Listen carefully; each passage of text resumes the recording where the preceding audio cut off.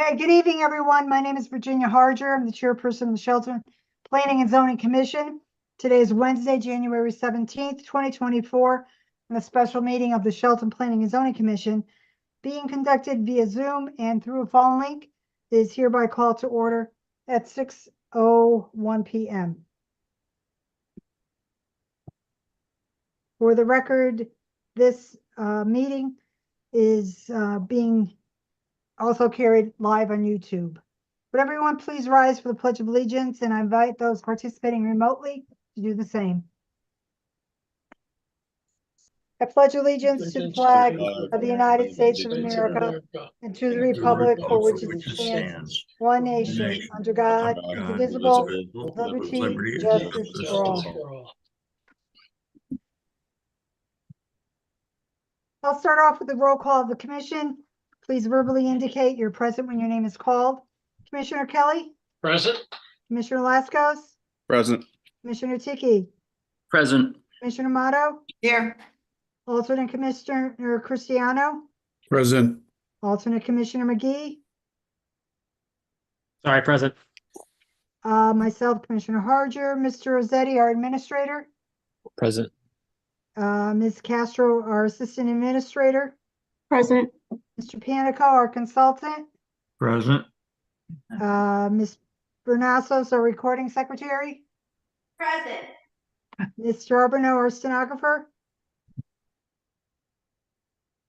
She is not on yet. Okay. Yeah, just give me a heads up when she does join us. For the record, Commissioner Parkins is not available for this evening's meeting. Alternate Commissioner Cristiano, you're being seated for Commissioner Parkins. Thank you. Couple points before continuing with this evening's agenda. Ms. Castro will act as a Zoom meeting host. Commissioners will be able to make comments throughout the meeting, and I ask that you please identify yourself and wait to be recognized before speaking to make sure we're not all speaking over each other, and make sure our recording secretary is clear as to who is speaking. We have the initiation of one public hearing and the continuation of two other public hearings on this evening's agenda, and I'd like to share public hearing protocol. Ms. Castro will indicate if any written comments were received from members of the public no later than 24 hours before the start of this evening's meeting. If written comments were received, they will be read into the record. The applicant and/or associates will make their presentation. The commission can ask questions during the presentation or at its conclusion. The applicant and/or associates can answer commission questions at the time they are presented or at the conclusion of the presentation. Public will then be recognized to comment on the application. The applicant's attorney and or associates will be given the opportunity to address any comments or questions from the public after the last meeting, after the last person from the public has been given the opportunity to speak. If the commission feels further information is needed from the applicant, the chair will ask for motion to continue the public hearing. If a public hearing remains open, the commission is not allowed to make any public comment, discuss any part of the applicant's and or his associate's presentation, or receive any additional information from anyone. If the commission feels the applicant and or associates have answered all questions and they have addressed all concerns from the commission and or public, the chair will ask for a motion to close the public hearing. Staff will then schedule a discussion about the application at an upcoming commission meeting, during which time the commission will be asked by the chair on how it wants to proceed. At the point in each public hearing where the chair asks for public comments, those members of the public participating remotely via Zoom will be recognized after Zoom's raise your hand feature, and those members of the public participating via phone will be recognized after dialing *9. After you are recognized, please state and spell your name and state your address to assist the recording secretary and stenographer when doing the minutes and transcript of the public hearing. Please direct your comments and questions to the chair and not to the applicant and or his associates. Comments from the public should address specific criteria of the zoning regulations, the merits of the application, and be new information, not a repeat of comments previously presented. Members of the public are expected to practice appropriate etiquette by being quiet, observant, and respectful. Disruptive attendees may be removed from verbally participating. First agenda item is the initiation of the public hearing for application 23-23, Dominic Thomas for Ivy Brook LLC at 7 Ivy Brook Road. There is a typo on the agenda. It is not application 22-23. It is 23-23. So Commissioner Amato, would you please read the notice of the public hearing? Sure. Initiation of application 23-23 Dominic Thomas for Ivy Brook LLC at 7 Ivy Brook Road, Assessors Map 65, Lot 12, for a special exception application for a two-floor, 40,875 square foot building with on-site parking for office, manufacturing, and warehouse uses in an LIP zone. Site plans prepared by Rose T-Zone Company dated September 5, 2023 are on file in the Planning and Zoning Office. This property is generally bound as follows: northerly by 2 Ivy Brook Road, southerly by Mountain View Drive, easterly by Ivy Brook Road, and westerly by 9 Mountain View Drive. Thank you, Commissioner Amato. This application was accepted. Excuse for me, review. Madam Chair. Sure. I just want to let you know that our stenographer is in at 6:06. Thank you so much. So please note that for the record.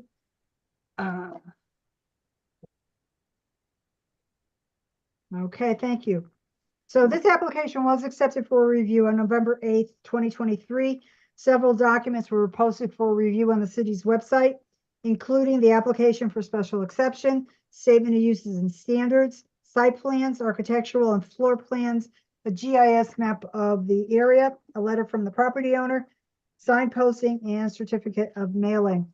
Castro, was any correspondence received within the time limit, time period for this proposal, but not yet published to the city's website that need to be acknowledged? No, there hasn't. Okay. All right. Attorney Thomas, would you identify yourself for the record and proceed with your application proposal? Yes, Madam Chair. Attorney Dominic Thomas, Cohen and Thomas, 315 Main Street, Derby, Connecticut, representing the applicant in this case, 7 Ivy Brook LLC, or Ivy Brook LLC. The property is located, as stated, at 7 Ivy Brook. And I will state for the record that, as was stated by the chairman, that we uploaded the notices and the signposting photo. We also this is a special exception. So what was uploaded was a statement of use. Obviously, we are bound by the standards that exist in the zoning regulation. And just a little background: this site, and I mentioned this in the statement of use. This site was, shall we say, butchered up back in the early 2000s when the 2 Ivy Brook, where you have the 2 Ivy Brook medical building, and where you subdivided it a couple of years ago. As a result of what occurred back in the early 2000s, this property was shrunk down to its size from the original 5-acre size that it was in at that time. And because of its topography and the size, it has had a lot of difficulty being marketed and for use. And it did have a residential proposal, which was turned down. And this is now an LIP proposal that was partially generated or allowed when you change the LIP regulation to allow some form of warehousing. So as stated in the statement of use, there will be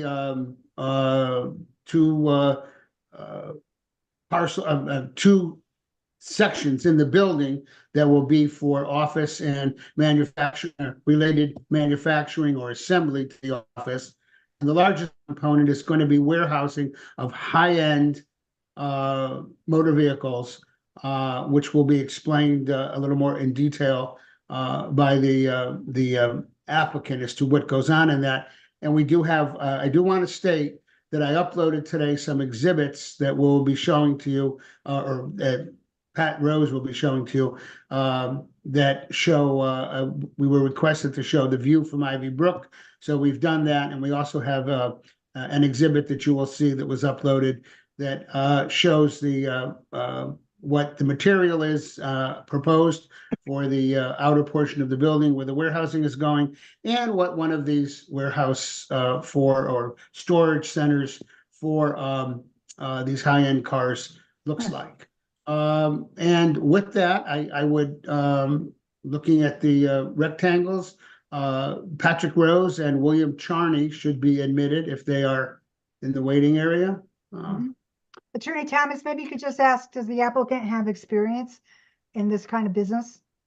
The applicant, well, one of the applicant's businesses is in there. The applicant will explain that when it gets to that point. You know, when Okay, thank you. and I think at that point, before we potentially before we go to Pat Rose for the engineering, I think I would call upon Bill Charney, who is the applicant and a member of Ivy Brook LLC, to explain well, you know, mainly the car warehousing portion of it. The other two portions, as he can explain, are his own business and assembly, and one for a prospective tenant in the future.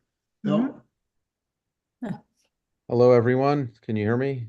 Yes, Okay, appreciate your time. I'm Bill Charney, managing member of Ivy Brook LLC. And I guess just to give you a little background, as Dominic indicated, the primary, we have the property split into essentially three business areas. One is the two main areas will be, as Dominic indicated, assembly. We do electronics and light manufacturing assembly in a trade type capacity. So I think those and we look to have a tenant in a similar type business that would of course conform to the LIP regulations. And then the high-end vehicle storage is really a business that it's really a membership type of business. So I'm a car enthusiast, and this would be a business where fellow car enthusiasts would subscribe to membership.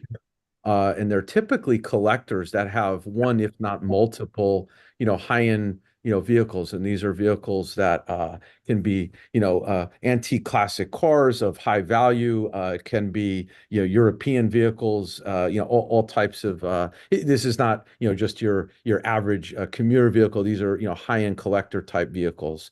And as a member of the club, if you will, your membership would incorporate storage or warehousing of that vehicle, in a secure, and climate controlled environment. And then we would have some, activities surrounding members to, maybe on a monthly basis where they would, gather to speak about cars and topics and subjects related to that. And I'd expect those to be, for the members, in the gatherings of those kind of things. And then we're also looking to have a little bit of, as a service provided for those members, detailing vehicle wraps, which is a technique where you're taking basically a plastic wrap application that goes around its paint protection and protects, these high-end vehicles. So it's some light ancillary services, I think, that go along with the warehousing and the membership. Mhm. Well, we do have a couple of car storage places in Shelton. The one that comes to mind is the one on River Road. So, that's not quite unusual these days, for sure. Could you expand a little bit on that assembly portion? The assembly. So what we do, Advanced Home, we do technology systems for residential customers. We build equipment racks. Actually, I'll tilt my camera. See the one in the image behind me. So we take assembly of. We do home security systems, camera systems, network and Wi-Fi, home theater, smart home technology. We build those systems. We design them on paper. We go out and do the wiring and installation in the field. So I have, technicians that are in the field. And what the facility is used for is, we have equipment, electronics, and materials delivered into us. We then unbox them, assemble them, create our systems. We program them. All that assembly and programming is kind of a unique system that we developed, and that's done inside, indoors in the facility. And then we then package it up, and it goes out to a home or business. Mr. Attorney, how many employees do you expect to have once operational? About 20 to 25 employees, approximately. And then what's your hours of operation, do you think? Our hours of operation, office hours are 9 to 5. Okay. And what about your assembly portion? The same. Okay, so Yeah, that's it's Monday through Friday? Monday through Friday, 9 to 5. Yeah, correct. What kind of, when you say you have items delivered, are you talking about big trailers or just like U-Haul, Amazon style kind of? Both. Some of it is, shipped on pallet based, that comes on a tractor trailer, and some is just, smaller type packages. So Mhm. it could be a big screen TV, a flat screen TV. It could be a speaker system. It could be a tiny electronic sensor or component. It ranges. Okay, and how often do you expect you would have these kinds of deliveries? Deliveries would be daily, I'd say once per day. Mhm. Maybe the larger deliveries are maybe 2 or 3 times a week. Mhm. But we get a scheduled, typical UPS and FedEx is a daily Yeah. activity. And Right. the freight deliveries are probably more like twice per week, 2 or 3 times a week, something like that. And then how's the equipment shipped out? Or do you have your own vehicles that you use or? Yes, it's our own vehicle. So once we build our system, that gets loaded into essentially a van, and then that's hand delivered, by my employees to its destination and then installed. Mhm. Okay. Um, before I go on, any commissioners have any questions at this point for the applicant? Yeah, Commissioner Maddow, are you operational now somewhere else? And what's the name of your company? We are operational on Long Hill Crossroad right now. We've been here almost 10 years. And it's Advanced Home Audio. Mhm. And is this an expansion of your business? Yes, it will accommodate, future, I hope the next decade plus. Yeah, and you're moving from that other location or hope to? Yeah, that would be the plan. As we'd ultimately, we're pretty full in space here, and so this is an expansion and growth of the business. We'd move into what would be a future new building, and and obviously take on some investment, for another tenant or two in that capacity.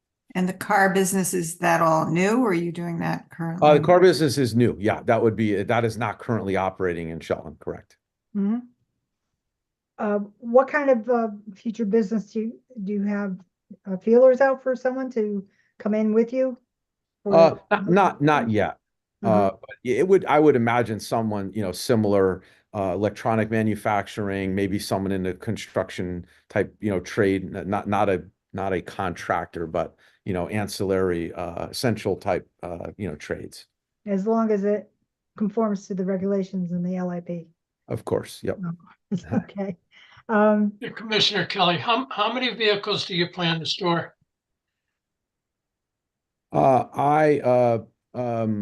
Looking at this floor plan, I think we're something on the order of 100 to 150 vehicles.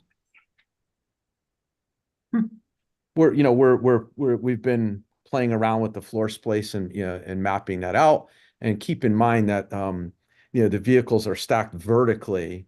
And I think the uniqueness, I know that you had mentioned earlier a similar business up the road. This is different in the aspect that the vehicles are typically left for long periods of time. This is not like a daily traffic in and out, and they're stacked vertically. Three vehicles tall.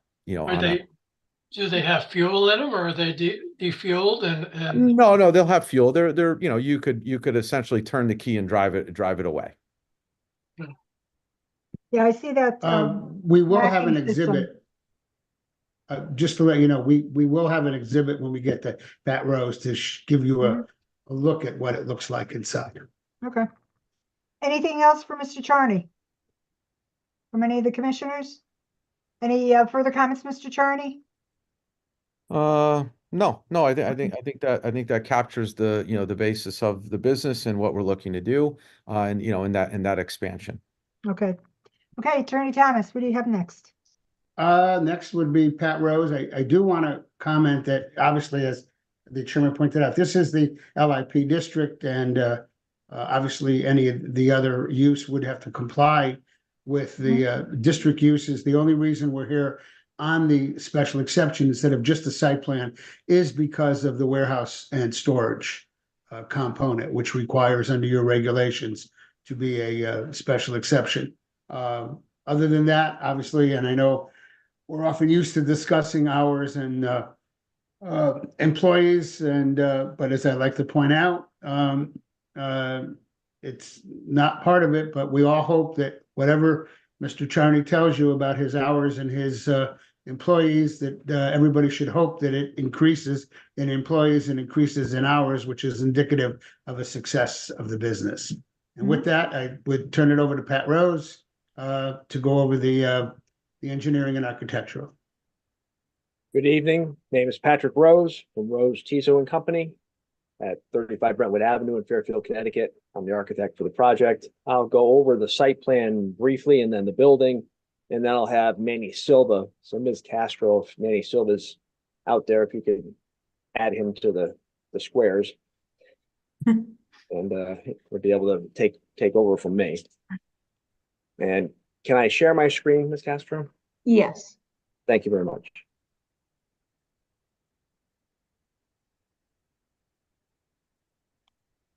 Everybody see that up on the screen at this point? Yes. Okay. Yes. This is the survey of 7 Ivy Brook. Ivy Brook Road being on the right-hand side, Mountain View Drive being at the bottom of the page, and the medical office building on Ivy Brook to the top of the page. And the site itself has some challenges in as much as there's a significant topographic difference between this corner, which is at elevation 240, and going up to this section over here, which is at elevation 306. So there's a significant elevation change across here. A lot of that change happens along the edge of Ivy Brook Road, where there's some exposed rock that you can see, and I'll show you a photo of that. What we're anticipating doing is, this is a colored site plan. We'll load up a little bit. So Ivy Brook here, entrance exit to the medical office buildings back here. Our intention is to rise up Ivy Brook, turn on Mountain View Drive, and our entrance will be off of Mountain View Drive. This section right here, for the most part, will remain a wooded section. There's a significant topographical difference between this parking lot here and down at Ivy Brook, about 20 to 24 feet higher at our parking lot where these loading docks are. As you come in to the site, if you go to the right, there's parking associated with the building, a drive-in door into the warehouse for advanced home audio. And there are 2 loading docks, place for a compactor, and then a drive-in ramp that brings you to the vehicle storage to the rear here. The main entrance to the building is here, which faces Mountain View Drive. This dotted line here represents a mezzanine section, which is the 2nd floor. So we've got a 31,875 square foot main level, and then a 9,000 square foot mezzanine. As you go to the left, we have more parking, and then a larger parking lot on this side with another entrance, potential entrance into this rear section of the building. There are 85 parking spaces on site. We've got the 2 loading docks and then 2 drive-in doors. Then I'd like to show you next. This is a view of Ivy Brook Road as you're going uphill towards Ivy Brook and Mountain View right here. So this is what you see of our site. This is a photo that says it's in May of 2023. Looks like it's early May because there's not a lot of leaves on the trees. You can see behind that, though, that there's rock. You know, there's some ledge on the edge of the site, and then there is a significant grade difference here and there are a lot of trees along the edge, along Ivy Brook Road. That's something I just want to point out to everybody. And that's the section that you wouldn't be disturbing? Correct. There's a portion of this that we are not disturbing. Obviously, behind the parking lot back, we are disturbing it, but Yeah. there's 50-foot section we're not touching, and it narrows down to probably about 20 feet as you go up towards Mountain View Drive. Mhm. And you'll see that when Manny shows you the grading plan, you'll see where there's a disturbance for the grading. Let me just go forward quickly to the building. Let me go through the building for you so you'll be able to.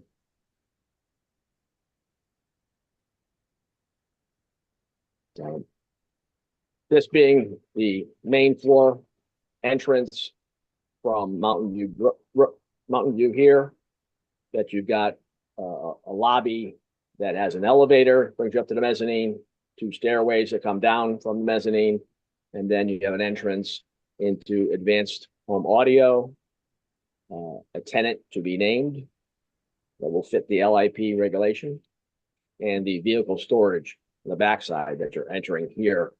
And these are the 3 high lifts that store the vehicles. There's an area for car wrap. There's an area for some car detailing here. Then on this mezzanine above, you have the offices for advanced home audio, an office mezzanine space for that center tenant. And then for the vehicle storage, you've got offices and a lounge up on that mezzanine that overlooks the vehicle storage racks and lifts below.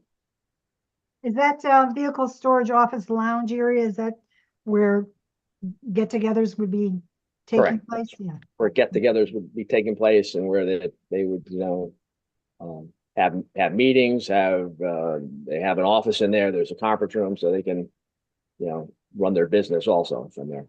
Mhm. Outside of the building, this is a view from Mountain View Drive, main entrance, glass, 2-story glass. And it's wrapped by a thin ledge stone around the entrance. And then we've got continuous windows on the mezzanine level. Above and below those windows is a silver corrugated metal siding. I'll show you a picture of it so you can understand what it looks like. It's very high-tech looking, something that's not typical metal building siding. The elevation below is from Ivy Brook Road. Same treatment on the mezzanine.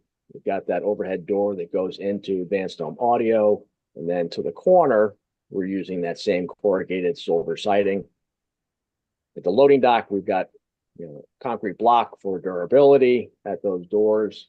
And then above that, we're using a relatively typical insulated metal panel that's a smooth face. There's no real striations. It'll be a gray that'll help balance with the corrugated siding and color. The rear elevation, which faces the medical office building, will be those gray metal panels. Fenestration on this side. It's essentially the back of the building. On the side which faces to the south, we have another smaller entrance with ledge stone, and then the gray metal panels. And again, we have the windows that wrap around on the mezzanine. Mm-hmm. This is on the left-hand side. There is a picture of this typical siding that we'd like to use in the front and the side, which is that corrugated silver metal siding. It's a little high-tech looking siding. I think that both you've got special cars and you've got advanced home audio, which is a high-tech business. We wanted to represent that in our architecture. On the right-hand side is a similar vehicle storage facility. Zoom in, see the racks a little better. That these at the end of on the wall here are racks or lifts that have 3 high vehicles. And then there's a mezzanine up above, which is similar to what we'll have as a mezzanine above. Does each level of the rack rotate to get the top car down? You end up moving down, out, up, down, out, up, yeah. Hmm, Yeah. okay. But it allows you to score three in the same square footage, three Mhm. vehicles. Mr. Rose, how do they separate? I know if you're going to have flammable fuel in the cars, you're going to have some sort of a fire rated something, won't you? Well, I have to go into that with the building code. If we have to, then we have a wall that has a rating to it, and with Yeah, I the mean, it's almost kind of with vapors and whatnot, you would need an exhaust system and. yeah, you'll have to have an exhaust system absolutely in the car storage area. Certainly. Okay. Now, is this a prefab building or no? It would be a pre-engineered building, yes, Okay. which is similar to what's being shown to you in that picture. Yeah, they've been around a long time. Yes. Just to get back to what Commissioner Kelly had asked, has this been run Fire by the department? fire marshal yet? It has not gone through the fire marshal that I know of, other Okay. than, they may have It looked would- at it for access, but I just have one more question on your plot plan. If I remember correctly, with the previous application, there was a right of way from the medical building out to the other street. Am I correct or? this, Yeah, what you have, Charlie, in the back, Commissioner Kelly, is there is a right of way in favor of the adjacent parcel, driveway and utility easement, which, in all practical purposes, can't really be used. right, because of the difference in Because of elevation. the topography, you can't get there. You just Right, literally okay. can't get All there. right. All right, so But there's no building on it. It's purely, our purely green space, rock cut, probably on this edge, and then our parking lot. okay, fair enough. Thank So you. that right away is in place now, but that would be terminated at some point? Well, that had to be rescinded by the No, other applicant. It would They're stay, actually- stay in place, I believe. But I'll Yeah, let actually, Dominic- there are two easements. There's an easement down here, along here, which was Along an where? easement potential, okay. that's right, you can't see. No, I can't. There's an easement down there, which was potentially for access, but we believe when we did the subdivision of 2 Ivy Brook, that there is, at the very edge of it, along their property, there may very well be an electric line running through, but there's no development there. And also the way, this is their easement, whether or not, Right, whether or not you could actually use it is a question. However, the way this property is laid out, if they did need it for access, an access road could, because it's only for access. It's not for parking, it's not for storage or anything. An access road could be developed, you know what I mean? okay, If they could find a way to get down, but I don't, if you recall now, just to refresh you, when we did the subdivision, there is a permanent easement of access from the front lot to the back lot if it's ever developed, right. through the front, so a relatively wide boulevard. Okay, thank you. And that's all I have. Unless there are any questions for me, I'll let Manny Silva explain the site plan. Okay, any commissioners Mr. have any Ro- questions for Mr. This Rose? Commissioner Lascos, Mr. Rose. Is it proposed that the tenant and the audio business share the delivery dock? That's correct. If you look at my floor plan, shows that these two docks have a common vestibule that are accessed from either side.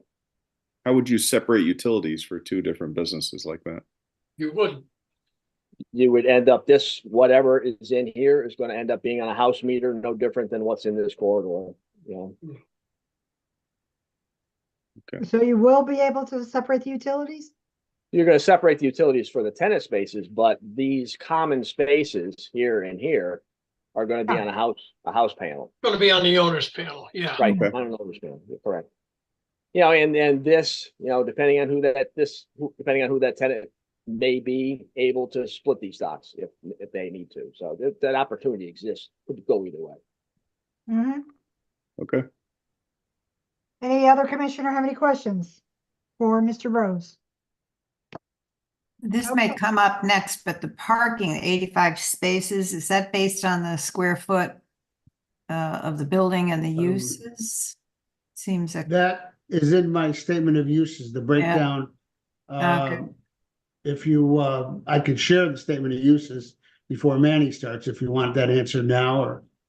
no, I'm just saying, it seems like a lot of parking based on the businesses that I'm hearing. Of course, you have a future potential business. Yeah, I'm not, hold on a second, one thing I can never do, when somebody else is screen sharing, I never know how to get out of it. I'll stop sharing. Go ahead. So that I can, no, I was just gonna, well, I can screen share the statement of use, which will show you the,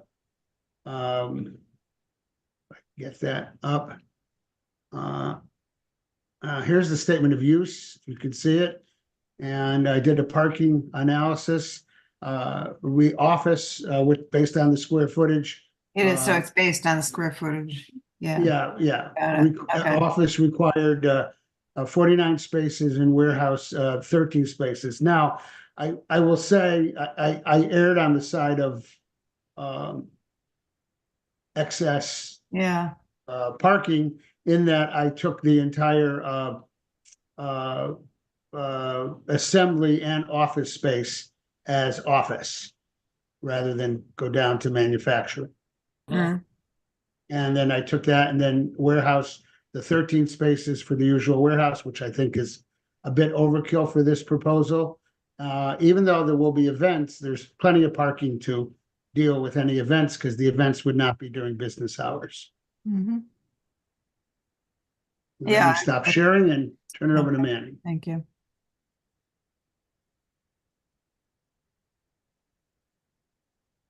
Good evening. My name is Manny Silva from Rose T-Zone Company, 35 Brentwood Avenue, Fairfield, Connecticut, representing the applicant. So the site, as Mr. Rose had stated, is kind of a site that has a good amount of topography going from left to right here. And so we created somewhat of a plateau around the building here. So we have a rock cut here to the left, and then there's a small fill here to the right. The drainage basically has kind of a system that comes around the existing the proposed building.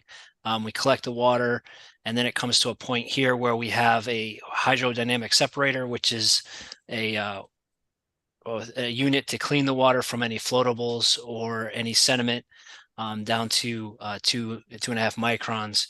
That's part of our treatment train. To clean the stormwater from these paved areas. We have hoods in the catch basins to also aid in collecting any floatables. And then that then goes to a pipe here that goes to this hydrodynamic separator, which slows down the water and lets all particulates fall out, and also catches any floating oils or bottles in the system itself. We then have a underground gallery system, which is a 4x4 gallery, concrete gallery, which is an open bottom, basically tank that's under the pavement here. They will be rated for truckloads. As you can imagine, there's going to be some, it's right here near the loading dock. Here we have about 12,800 cubic feet of water storage under this. And that's so that we can cool the water and infiltrate it into the ground and into the groundwater table, replenish the groundwater table as we are creating a substantial amount of impervious surface. And in the report that I submitted, you can see that with that design, we are mitigating any increase in runoff by reducing the actual runoff from the property today. At the 5-year storm by 8%, we're reducing the 10-year storm by 25%. The 20-year storm by 23%, the 50-year storm by 26%, and the 100-year storm is going to be 31% less water coming off the site than there is today, which is just a wooded lot. As Mr. you can see Silva, here, what's the cover page to that report you're just showing? it's I think it's called engineering report. Let me just pull up here. Okay, Engineering site design report, industrial building. and that was uploaded to the city's website? It should have been. I can't say it was or wasn't, but this is part of our design package that went out with the drawings. Hmm. Okay, I don't see that particular one. Okay. Okay, go Um, ahead. Yep. So the like I was saying, the site's kind of a wooded area, so that's our existing condition, and it drops off to a rock. This is basically a very rocky wooded area. So below it is, as you can imagine, water runs off towards Ivy Brook, and then what we're going to do is collect it with this system, and then put it underground so that it infiltrates in a kind of a similar fashion to what it was doing prior when it was a wooded area. I'll try to keep it short and simple. I think that's basically it. We have a control structure here that then allows some flow to go out to the connection to the town system here in Ivybrook, but it's a small orifice which only leaks a small amount of water over time.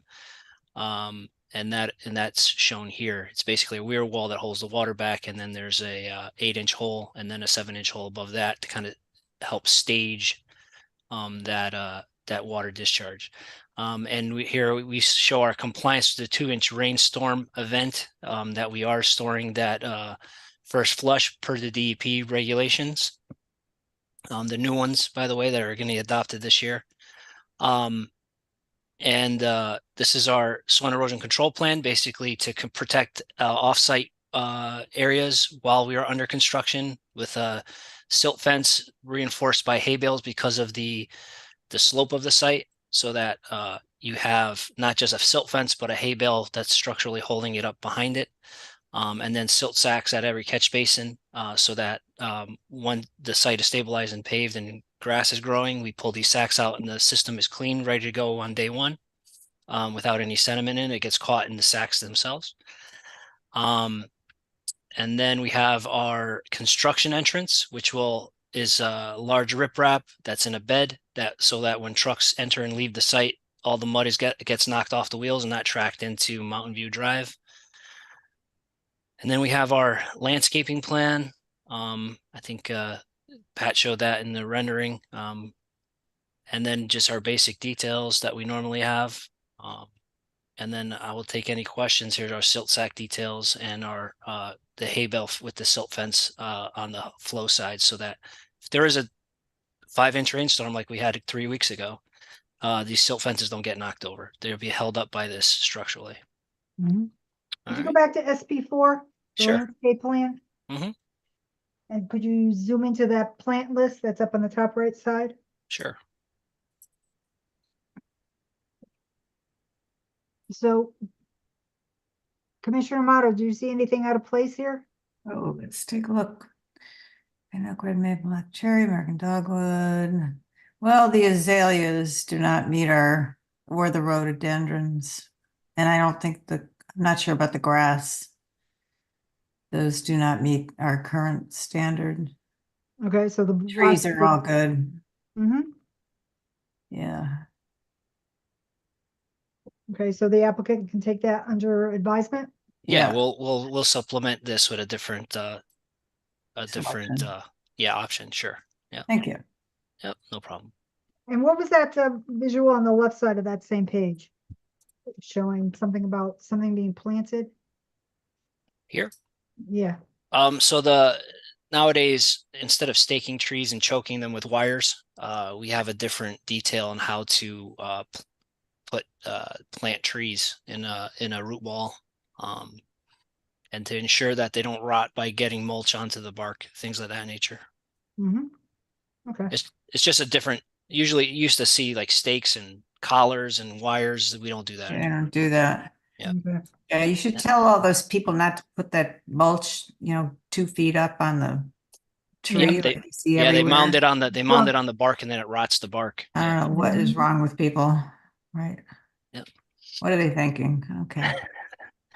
Does anybody have any questions for Mr. Silva? Jenny, I had a question on the drainage system. Sure. Sure, Mr. Panico, go right ahead. Could we, yeah, uh, i- is that system for the underground recharge, where is it in relation to the ledge? So because we're filling this area in, it's going to be in fill. It's actually, so if you're, I mean, we are going to have, some excavation in this area, but we'll be doing, borings and test pits. And if this system, is too close to ledge, or if it's in the ledge, obviously we're not going to want to hammer just to put a system in. It'll end up probably over here on this side, or in here where they're actually, no, it would end up closer to the fill area, so that we'd be putting the system in fill. But that's why it's on this side and not on that side, because this is a rock cut and this is the fill side. How much fill is there in that parking lot? I 70, think 66, it looks, is there yeah, very, is there a lot of cover on the rock? I wouldn't think so. not too much over here, but there's also there's a little bit of overburden soil in this area. And so the site itself is an export site, right? Obviously, there's going to be more material here than we need. So like I said, if we needed to put this either further to the edge here where it would be above, it's about 8 feet here. We're at 268, and then the existing grade here is at 260. So there's a good 8 feet for us to work with here in the profile of this area here. So we can configure this. Right now I'm showing 5 long rows, but I can make this shorter and wider, and maybe put it here if I needed to. But again, that really depends on when we do the borings, and we'll figure out exactly how this has to be configured. What's overburden mean? Overburden is like loose soil on top of the rock. So Oh. there's going to be rock, and then there's going to be like it's called hard pan. It's like a kind of a weathered rock, kind of very cobbly, very stony material. Mhm. And then above that, there'll be, organic materials mixed in with gravel and stone. So that's what we're anticipating here. Mhm. Again, we're not going to put the system, we're not going to over blast for the system. We'll just move the system into an area where there won't be any rock. With If there's rock, regard- if there's rock in these areas, which right now I'm not sure that's the case, but if there were. With regard to your excavation on that southerly side, where the easement is, Mhm. does the easement allow you to do that serious excavation? Yeah, the Because easement allows it. the purpose is you've destroyed the functionality of that easement. Right. So the right now, this site here is at 286-ish. And the site we didn't touch the easement at all, it would be up at looks like around 300, right? Okay. So it's 20 feet up. You have to come up. So since we're actually creating this, we're lowering the site, we're actually kind of making it more accessible to them if they wanted to. I'm sure there would have to be some kind of cooperation if they ever wanted to use this. But it would, as an engineer, in an engineering aspect, the driveway would be extension of this end of this parking lot and go into this site. And then you would come out through this driveway. You wouldn't create a whole new, you would renegotiate the easement so that they would allow the access here if they really wanted to. Right. Just turning, Thomas, in the residential, there were discussions with the people next door. The most accessible place for them to have what amounted to an emergency, if you can go back to the Manny, if you can go back to the plan for a minute, the most accessible space is about halfway down that straight line from the back of the property, maybe a little even farther down where that little rectangle is. right in there. That is where it starts to get close to grade, and it gets closer. So the discussion was, if they ever needed an emergency, that would be it. And if they're going to enforce it, that's what our clients would have to do, is accommodate them to be able to just get out into the parking lot and get out. Right. They would Because renegotiate this. up at this end, Yeah. even they realized it was. As long as what you almost want to impossible. do is allowed within the constraints of the easement. Right. We're Well- not obstructing the easement. We're not allowing, we're not saying that you couldn't do this. It's No, just, you're making a dramatic change in the physical condition of it. right. Right. But right now it's unusable to them also, because so right now, if you had to come from here to here, it's 20 feet. But now if you come from here to here, it's, 20 feet in the other direction. So instead of plus 20 feet, it's minus 20 feet.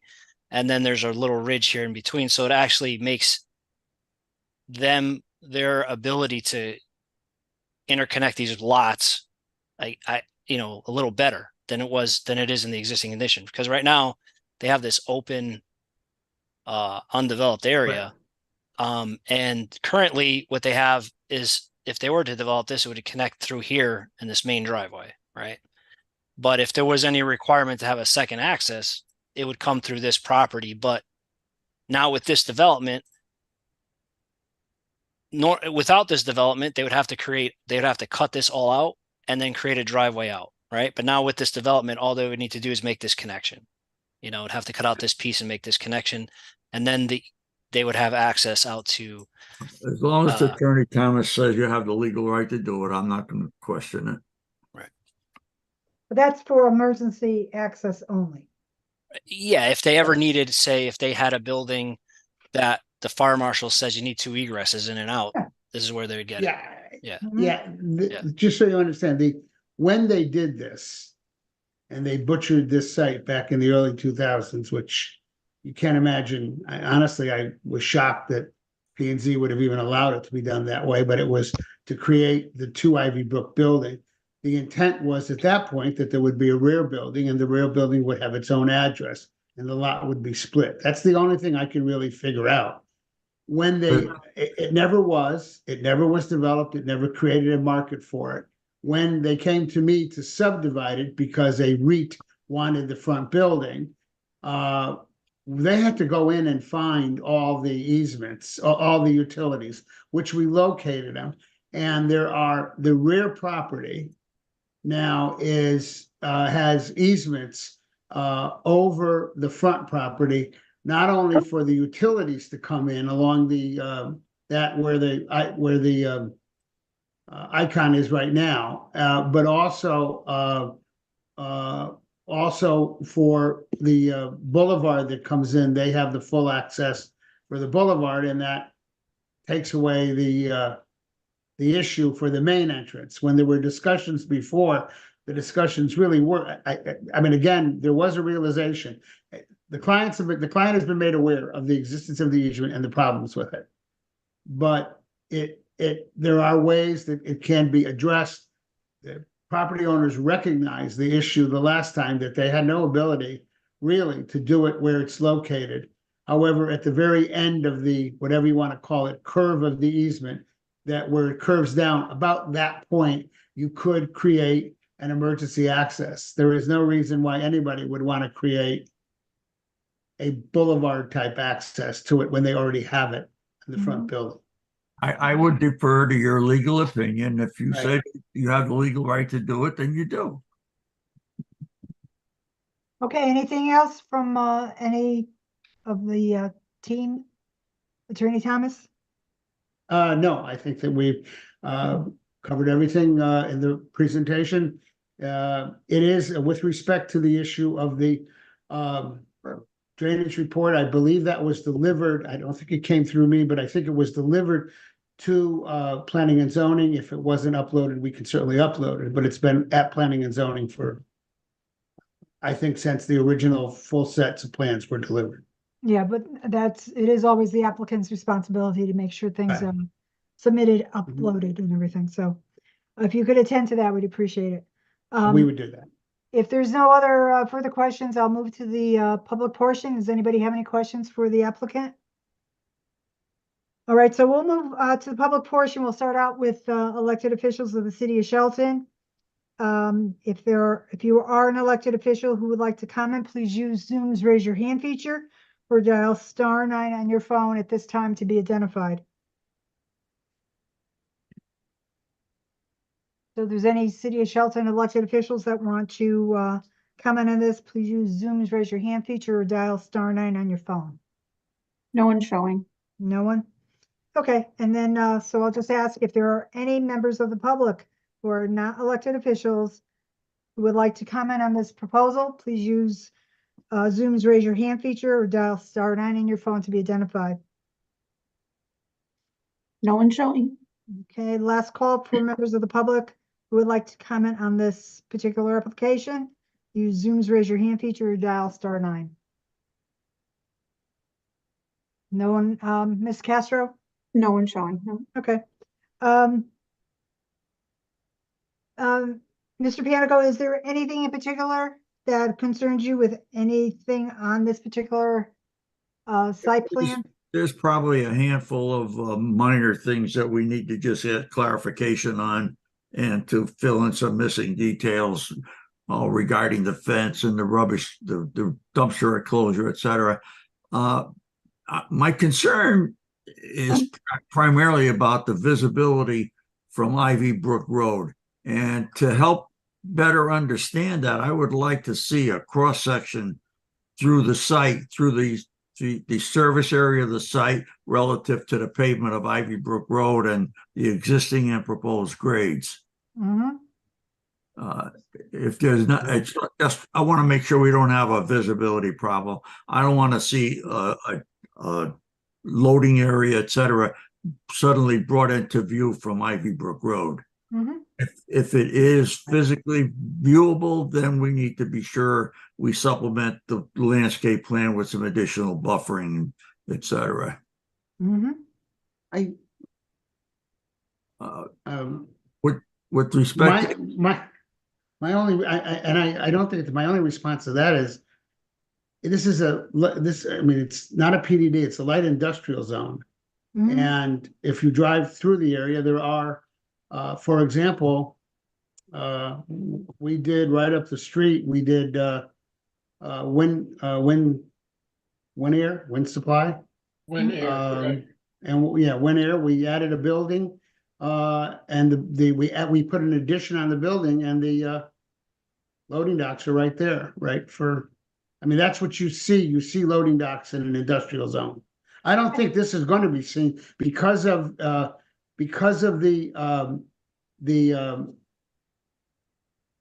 change in topography, and even in the winter,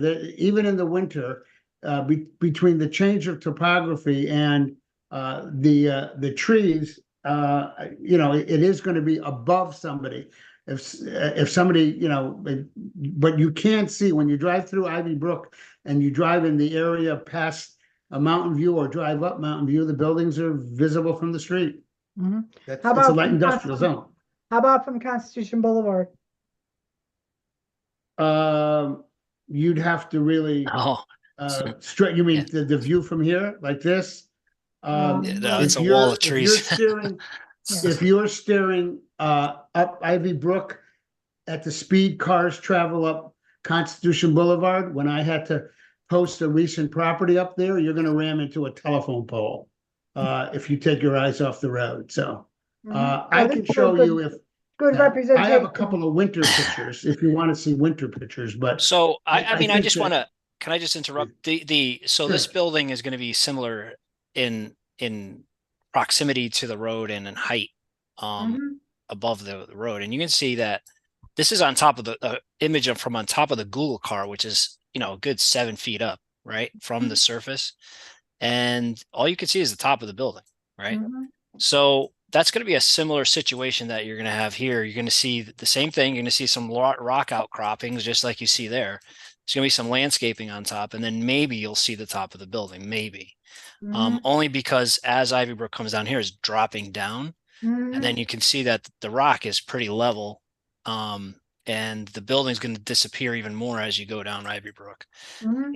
And this is a pretty good representation of what's there right now. And you can see there's the top of the building corner. As you come over here, it disappears. It's gone.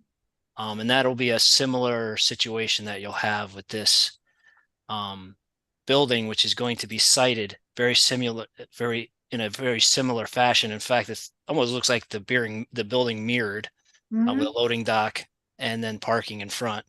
And that'll be here, right? Mhm. So it's going to be very similar to what we have here. It's going to be a bookend almost. Okay, I appreciate you taking the time to explain that, Mr. Silva. It is just the kind of thing that I wanted to bring forward, only because that lot has been in that condition for years, and when something change comes along, it can be a shock to somebody's system. So Right. that's the whole thing, that we want to make sure that it's a subtle change, not such a, and the orientation of that building is the best orientation for it. Yeah, I believe so, only because the site slopes from, up this way down, and the lower side wants to be where the loading docks are, right? Mhm. So Okay. that's, yep, kind of using nature to our advantage in that aspect. All right, very good. All right, so we've gone through, Mr. Pianico, did you have anything else? We were talking about the buffer. Well, we can address that when we look at the landscaping plan a little more closely, and we get a good feeling about line of sight from the road down below. It may not be an issue at all. I was concerned that this is a multi-tenant building, several different businesses. Is there any possibility that someone is going to be looking to put signage on the walls of the building? Signage hasn't been discussed, so I would the have, applicant would come back with an application. yeah, I'm sure there may be signage at the driveway. Mhm. No, that's fine. Yeah, I mean, concerned with- I can't, but if they do have signage on the building, there are signage regulations that they'd have to abide by. Okay, well, at the Yeah, appropriate time, I would expect that we would have Yeah. something submitted. Yeah, Okay, any concerns about the building exterior? The materials used? Well, I had one concern about the side of the building facing the street, where there's a change when you get to the service area. Suddenly the siding is changed to a different siding, but it may be moot, because if the grade changes and the landscaping is such that it's not visible, then I don't have that concern. Mm-hmm. Okay. All right, and because of the slope, are you satisfied with the retaining walls, or anything else that along that line? Well, if it was desirable to preserve more of the current vegetation, then maybe some of that sloping could be eliminated by a small retaining wall along the edge of the service yard. Mhm.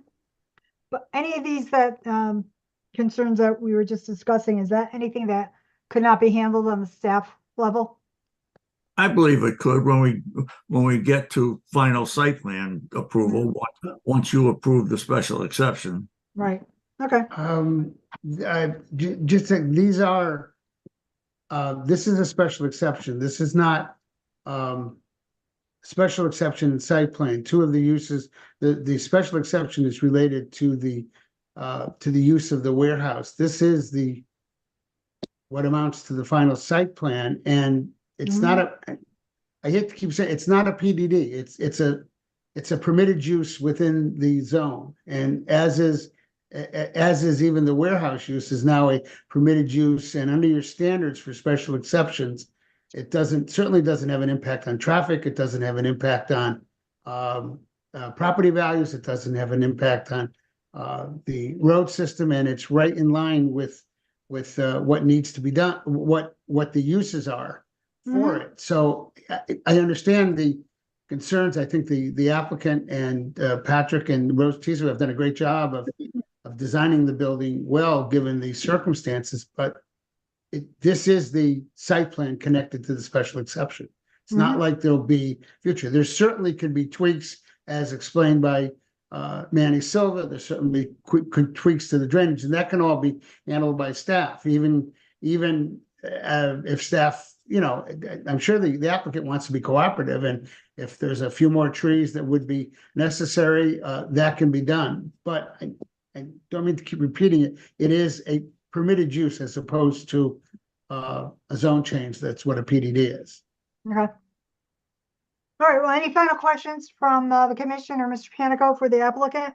Madam Chair, I have a question. Sure, go ahead, Mr. So it's Cristiano. just a question for the, I guess, for the applicant regarding the possibility of this, I guess, this egress to the other property on the left-hand side of the property. So I'm not sure how this works, and apologize as I'm new to this. And I don't know if this is a question to check with the fire marshal about the width of that drive area to the left. Does it have to accommodate fire apparatus? Should that be a little wider or not? If there's ever a need to expand that drive all the way to the other property, I would assume it's easier to make it, I don't know, 5 feet wider now than it is, 10 years from now or whatever the example is. And if it's not, I don't know who answers that question. Mhm. Manny Silva from Rose Tizo. I'll answer that. So the fire marshal in Shelton uses a ladder truck with its outriggers is the standard. And he requires 26 feet is why we have a 26-foot aisleway here when normally this would be 24. And if the neighbor wanted to have an emergency access, it would essentially, hold on. It would essentially look like this. It would, So it would 26 extend, feet it'd be a covers it anyway. 26-foot extension from that property onto this one. So 26 feet would cover it, is what you're saying. Correct. That's Got the largest ladder truck the city of Shelton has, plus its outriggers out, which is 26 foot wide, is what they Got ask it. for. Thank you for explaining that. Appreciate it. All right, so if there aren't any other questions for the applicant, how does the commission wish to proceed with this application? I think we could close the public hearing for starters. I agree. It was a good presentation. Mm-hmm. Yeah, I would agree. Okay, so does anyone want to make a motion to close the public hearing? I'll You can go ahead, Commissioner Kelly. I'll make a motion to close it. Is there a second? Yep, I'll second. Is that Commissioner Tiki? Yes. Thank you. So on the motion to close the public hearing, made by Commissioner Kelly, seconded by Commissioner Tiki, I'll do a roll call. Commissioner Lascos, Aye. Commissioner Motto, Aye. Commissioner Cristiano, Aye. Commissioner Tiki, Aye. Commissioner Kelly, Aye. and chair votes aye. Motion is passed by a vote of 6-0 to close the public hearing. Will the commissioners want to discuss and take an action on this particular proposal this evening, or would you prefer that we have this proposal appear on the agenda of an upcoming meeting for discussion and action? I think we could talk about it right now while it's still fresh in our minds, and Mhm. I'll just Yeah, start. I agree with that. One comment is that we went over this property not that long ago and wanted it to be saved for an industrial use. So this is, And that's what we got. yeah. Okay. So we have an appropriate use for this property. And Commissioner Kelly, you're concurring with that? Yes, I am. Okay. And then anybody else? Commissioner Lascos? I think it meets, standard for what I would think we could have for a special exception. Mm-hmm. Okay. Commissioner Tiki, how about you? Yes, I would agree. I would agree. We, as was stated, we had rejected something, looking for something more in line with zoning, and I think this achieves that. So I think it's a good application. Okay. Commissioner Cristiano, you want to make any comments? From my reading of the requirements, I believe it meets the application for the area. Mm-hmm. Okay. Okay, well, not knowing which way we were going tonight, but I did request that staff did prepare a resolution or a motion so that we can act on it, so we can move it forward that way. Mr. Rossetti, do you have something you want to show us? I do. Give me 1 second. And Chairwoman, as I noted prior to the meeting, I do need to log off at this time. Okay, very Have a good. good night. Thank you. Thank you. Madam Chair, I just wanted to point out one thing. The only reason we had the special exception required was because of the semi-warehousing type of component, which is not normally allowed in industrial zones. It is, we did revise the regulations a few months back, and we accommodated them subject to a review to be sure it's not an out-and-out warehouse. And what we have here is not an out-and-out warehouse.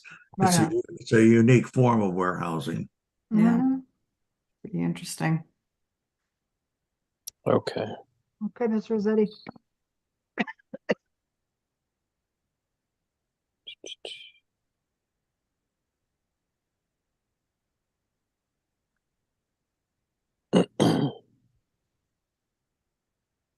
Is this a couple pages or what? Page and a half. Okay.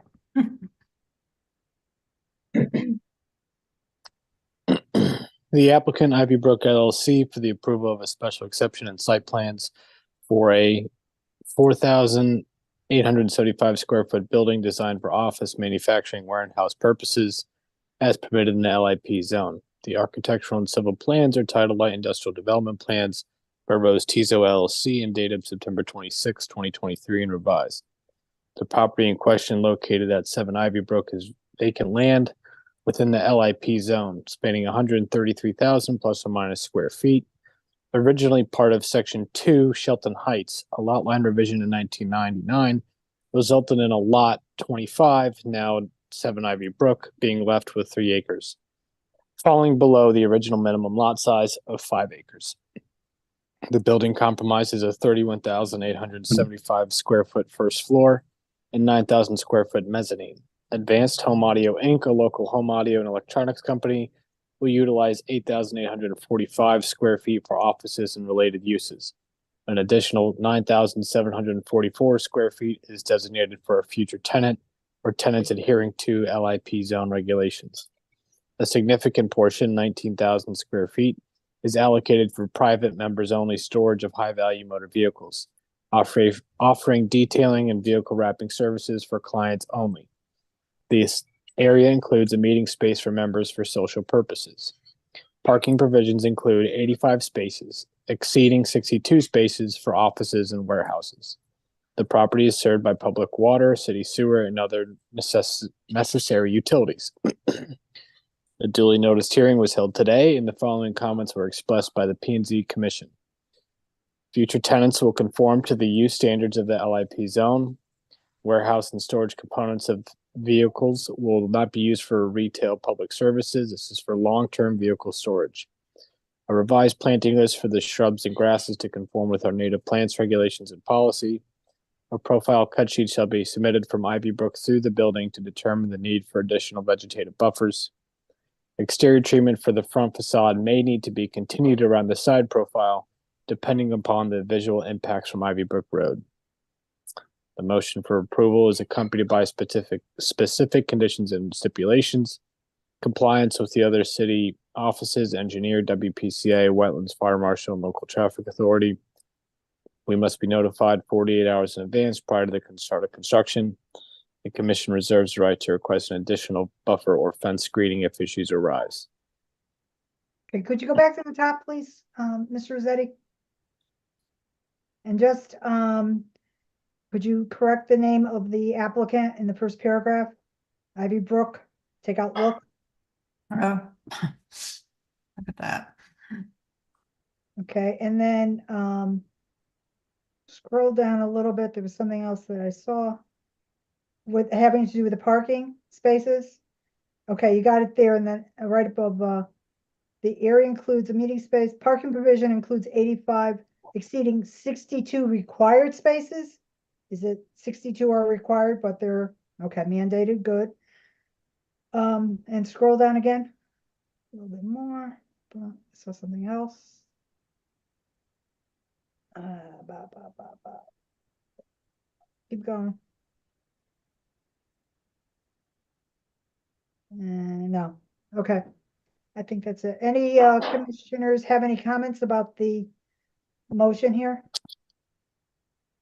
Or the resolution? Looks good. Any questions for Mr. Rossetti? Okay, well, hearing none, is there a motion to move the motion for discussion? I think we've been doing that. done that, yeah. We did that already. Move to, Okay. move to, Accept the resolution. To approve Yeah. the special exception? I'll make that motion to accept a special exception. Approve it. Approve it, you're right. Okay, so there's a motion to approve the special exception from Commissioner Kelly. Is there a second? I'll second. Commissioner Motto is seconding, so on the motion to approve, Commissioner Cristiano, All right, Commissioner Motto, Aye. Commissioner Kelly, Aye. Commissioner Lascos, Aye. and chair votes aye. Motion has passed by a vote of 5-0. Okay, so that's it on that one. And I'm Okay. going to seek Commissioner McGee in place of Commissioner Ticky at this time. All right, so moving on, our next agenda item is the continuation of the public hearing for application 2315 Dominic Thomas for 740 River Road LLC. At 740 River Road, assessors map 21, lot 50, to establish a PDD and approve initial development plans for 51 side-by-side residential condos and on-site parking. The public hearing for this application opened September 27th, 2023. On the city's website is the zone change application, initial and revised statement of uses and standards, initial and revised development plans, architectural drawings, color building elevations, floor layouts, traffic report narrative, drainage report, remediation report, phase 1 ESA report, EDR report, Conservation Commission letter, sign posting, and certificate of mailing. Ms. Castro, were any other reports, materials, or correspondence received within the time period for this application, but not yet posted to the city's website that we have to acknowledge for the record? No. Okay, thank you. Attorney Thomas, if you could identify yourself for the record and proceed, would you specifically include the revisions for the statement of uses and standards and development plans and the new material posted since the opening of the public hearing on September 27th? Attorney Dominic Thomas, Cohen and Thomas, 315 Main Street, Derby, Connecticut, representing the applicant. It's been a while since we had the two public hearings. I can't recall, I'm not sure whether we conducted them totally separately, but as you know, this one and the one after it are adjacent properties and are interrelated in some fashion. So if we have two separate public hearings, for example, the traffic report, the traffic narrative, which Dave Sullivan is here to make a presentation or ask question or answer your questions, whatever you prefer. There is a single traffic study that was done that addressed both sides, both properties. And just to refresh everybody's memory and to address Commissioners Cristiano and McGee, who are not around back in September. The property located at 740 River Road was an industrial property in which Winair was located, and there were a couple of other abandoned old industrial buildings. And the Bishop Development is proposing a residential component of duplexes, townhouse duplexes down along the river. The owner of 740 is also one of the owners of 762 River Road, which is PDD 72. And that PDD contains a medical office building on it and a commercial building in the front, which has restaurants and other commercial services and a walk-in ortho clinic. When we initially discussed this, at the very beginning, the proposal was on the 740 site to do the residence and a medical office building. It was determined upon discussion that it was better to simply add the that portion of 740 with a new medical office building to PDD 72, resulting in the fact that on the remaining portion of 740, would be the residential, and the medical office building would be attached to the by the expansion of PDD 72. With respect to the statement of uses and standards, a couple of things. There was some comments, and I think Mr. Swift, by the way, I should state for the record, David Sullivan, Joe Mingalello, Howard Saffin, and Jim Swift all need to be escorted into the participant pool for this. I think I checked that they all should be in attendees. I don't see Joe. Oh. I got an indication that he was going to be here. I saw him before. He's not on now. Okay. All right, well, hopefully he will return. If not, we will ring him up. But anyway, so that is the story of these two properties together. There is some interrelation. When we had the hearing back in September, there was a substantial amount of discussion concerning some of the interrelationship between the two properties. And with respect to the residential portion, there was discussion about building separation. There was a discussion about having a boulevard entrance as opposed to the entrance that was proposed.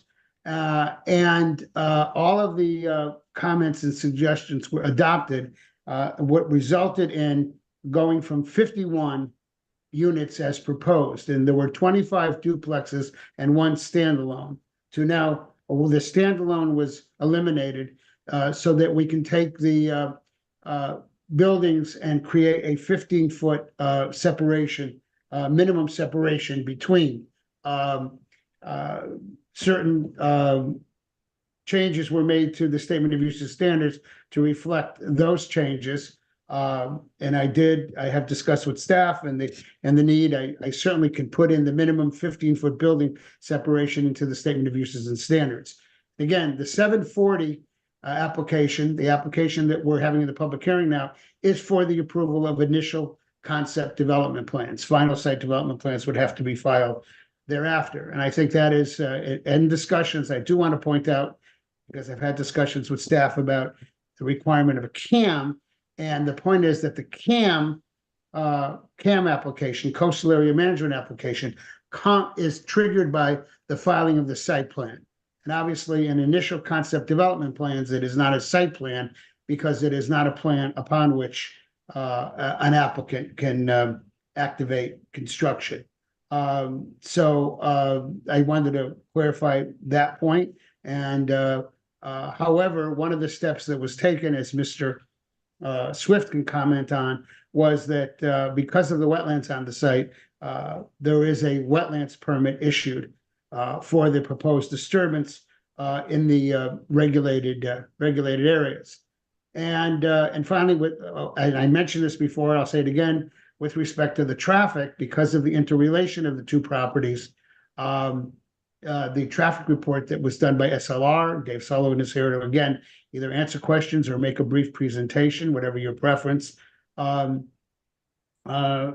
did a single traffic study that encompassed the entire two proposals.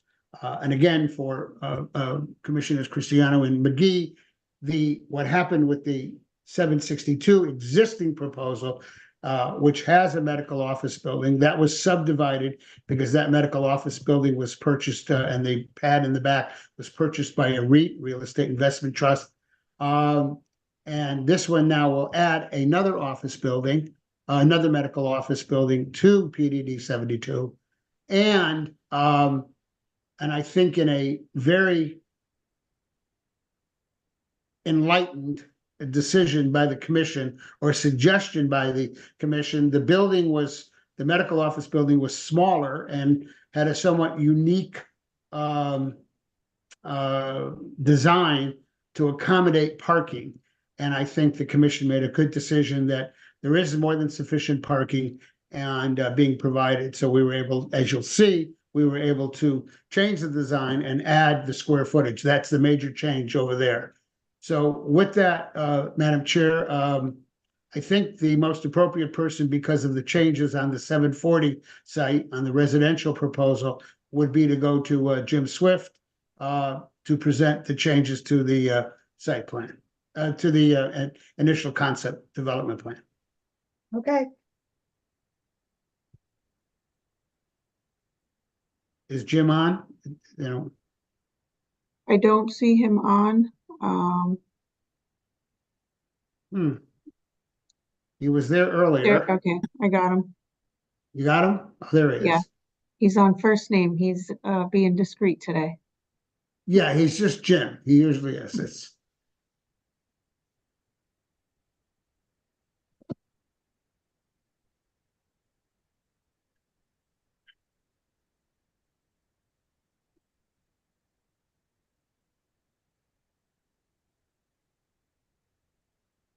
Good evening.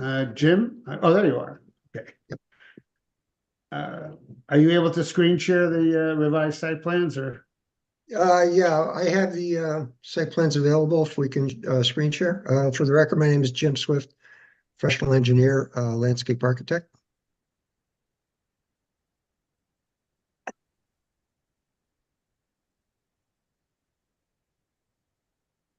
Are you going to screen share or do you want me? Well, I can, here we go. I've got it now. Yeah. Okay. Okay. So this is the revised plan that was submitted after the discussion of the last public hearing. Dominic discussed it briefly, but I'll just go over the physical part of it. The entry drive down here off the River Road was divided into a divided driveway. In other words, an island between the in and out lanes, all the way down to the first intersection. So that change was made. Second change was that all the dwellings are now designed with 15 feet clearance between all the buildings. Previously, I believe it was 12, but it is now 15. It's indicated down in this area between these two buildings as being typical, but as Dominic stated, it'll be added to the statement of uses and standards as 15 feet for all buildings. So that's the way that will read. Mr. Swift, what buildings were you pointing to? It's located down here. I see it now. Okay. Yep. One building, one unit, one dwelling was eliminated. There used to be a single dwelling up here in this upper right corner. In order to get to 15 feet, that dwelling was eliminated. So now we're at a dwelling count of 50. So there are 25 duplex units proposed. We added a walkway down along the River Road area. You see it in this location to connect a pedestrian walkway between this development and the commercial development next door. That was a good idea suggested and is fairly easy to do. Last but not least, there was a question on a guide rail. We had a retaining wall up in this area here, adjacent to PDD 72 next door to us. And I indicated the guide rail on that location. And that is basically the extent of the physical changes to the drawing for this application. And I'll point out that all the drawings were revised, including all the grading, all the erosion control, all the other drawings, details. Details aren't particularly applicable in initial development plans, except for the fact that we have a wetlands approval that's also tracking along with this development. So I did go ahead and revise the details as well. And if the commission has any questions, I'd be glad to answer them. No, anybody have any questions for Mr. Swift? Okay, who's next, Attorney Thomas? I think next would be Dave Sullivan to discuss the traffic, and Dave's discussion will obviously, as I stated, encompass both sides. Okay, Good evening. Again, Dave Sullivan. I'm with SLR. Our office is in New Haven. As Dominic stated, we did a single report. However, we did separate the uses and analyze them individually. So, for example, for the residential portion, we included the medical office in our background traffic or our no-build scenario. And when we analyzed the medical office impacts, we added the residential to the background traffic. So so in essence, we're looking at the impacts of these individually, but it's a single report because a lot of the information is the same, such as the traffic counts and the crash data and things like that. So essentially, our scope of work was to evaluate the existing conditions, which, as I mentioned, include the accidents and the counts. In this particular study, it fell when we started the project. We had summer counts that were taken in July. We later in that year, in 2022, in the fall, we collected some additional data, and we looked for the peak hours for morning, weekday morning, weekday afternoon, and Saturday. And we looked to see which of the counts were higher. We found that the morning and afternoon peak hour counts were higher with the Saturday data, the summer data rather, and the Saturday data, the fall counts were higher. So we used those.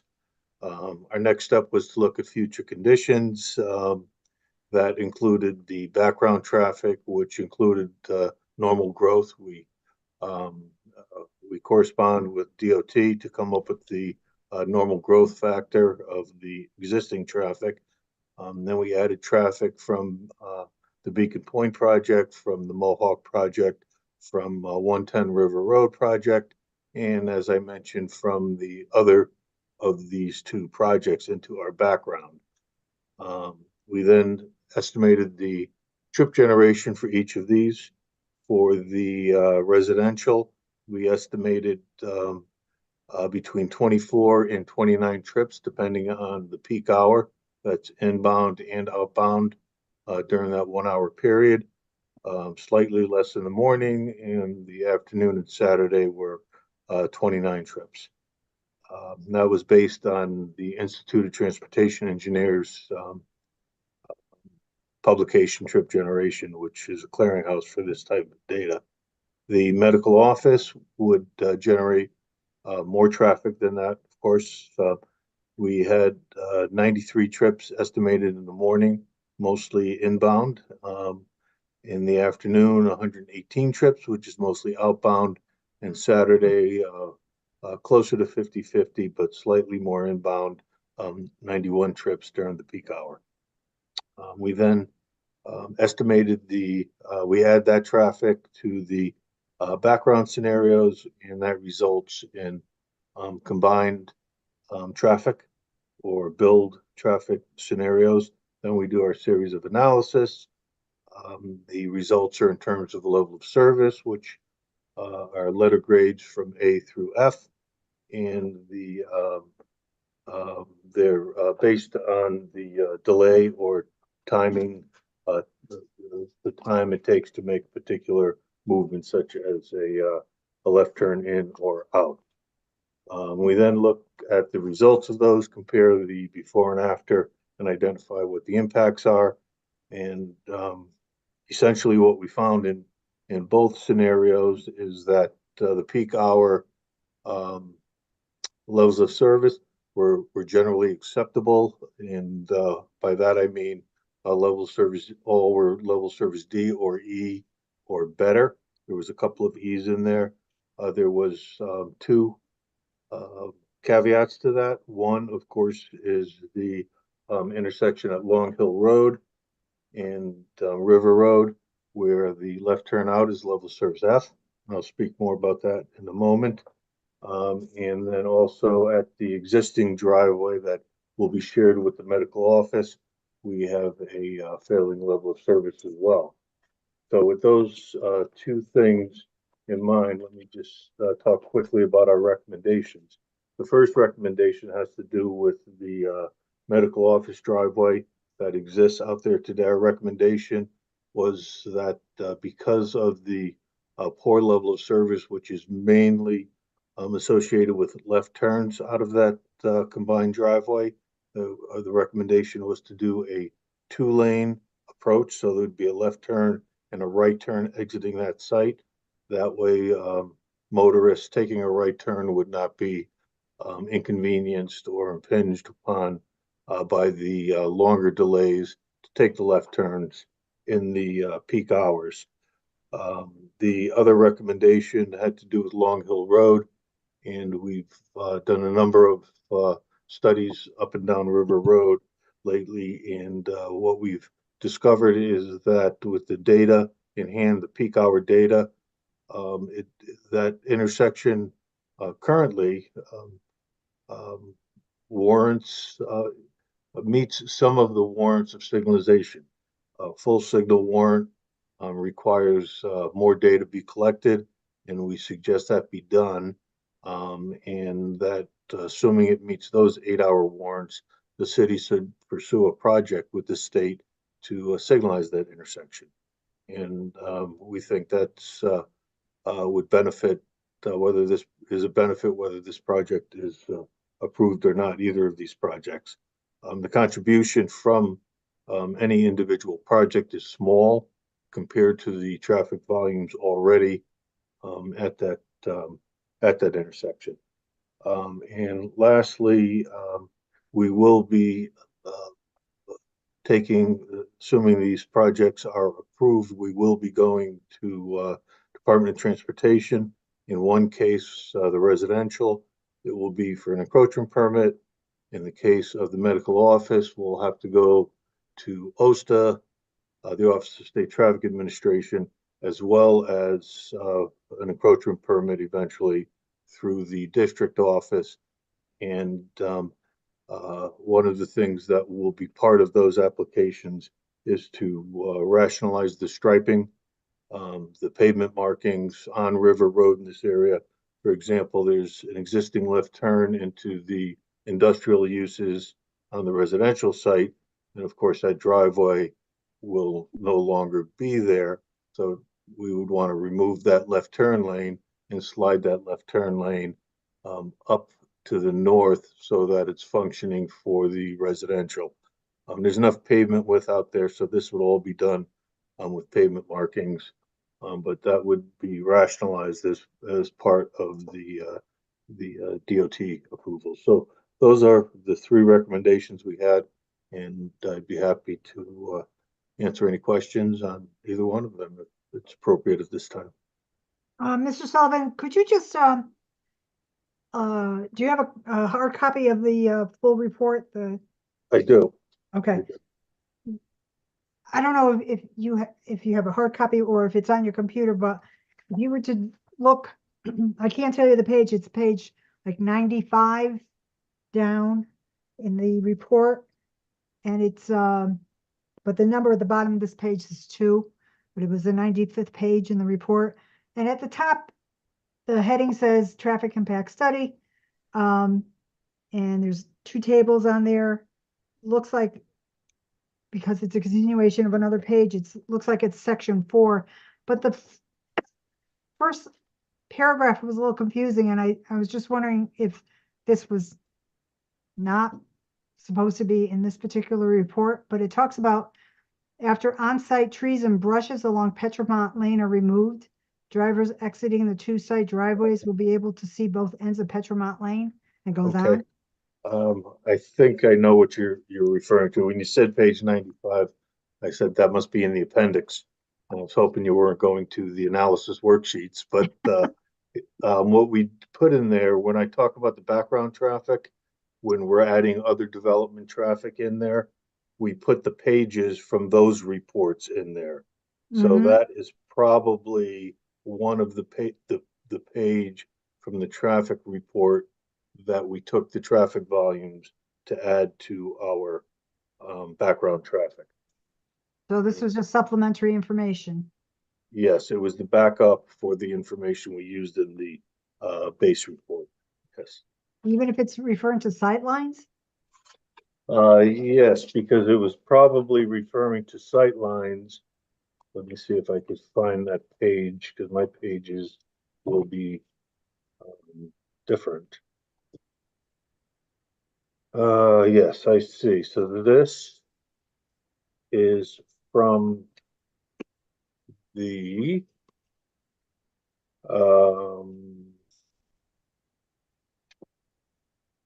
traffic impact study for 722 River Road. Mm-hmm. No, that's not correct. This is the traffic impact study for the proposed apartment building on Petromont Lane. So Mhm. the traffic volumes from that study are shown in the page before it, and Right. those are the traffic volumes we used in our background. So if you look at page 94, you will see a schematic with traffic volumes in them. Mm-hmm. And if you look at the bottom left corner, you'll see River Road.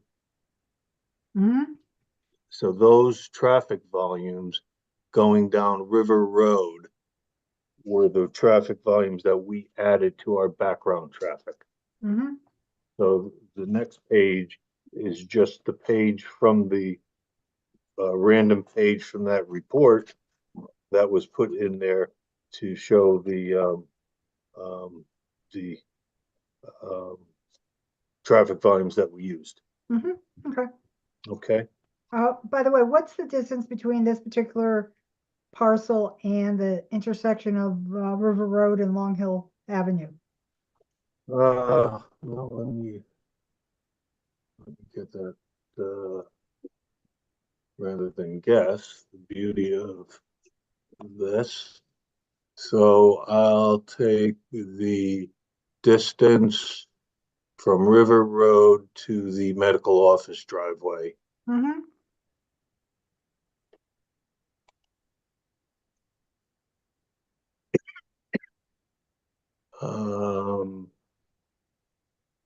Just over 2,000 feet.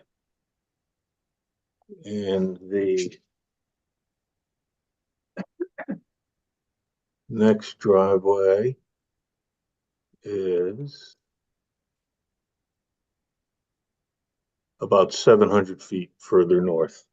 To What the is river. that in relation to miles? Is it third, a quarter? or half? 2,700 is about a half a mile, Okay. slightly more. All right. Does anybody have any questions for Mr. Sullivan?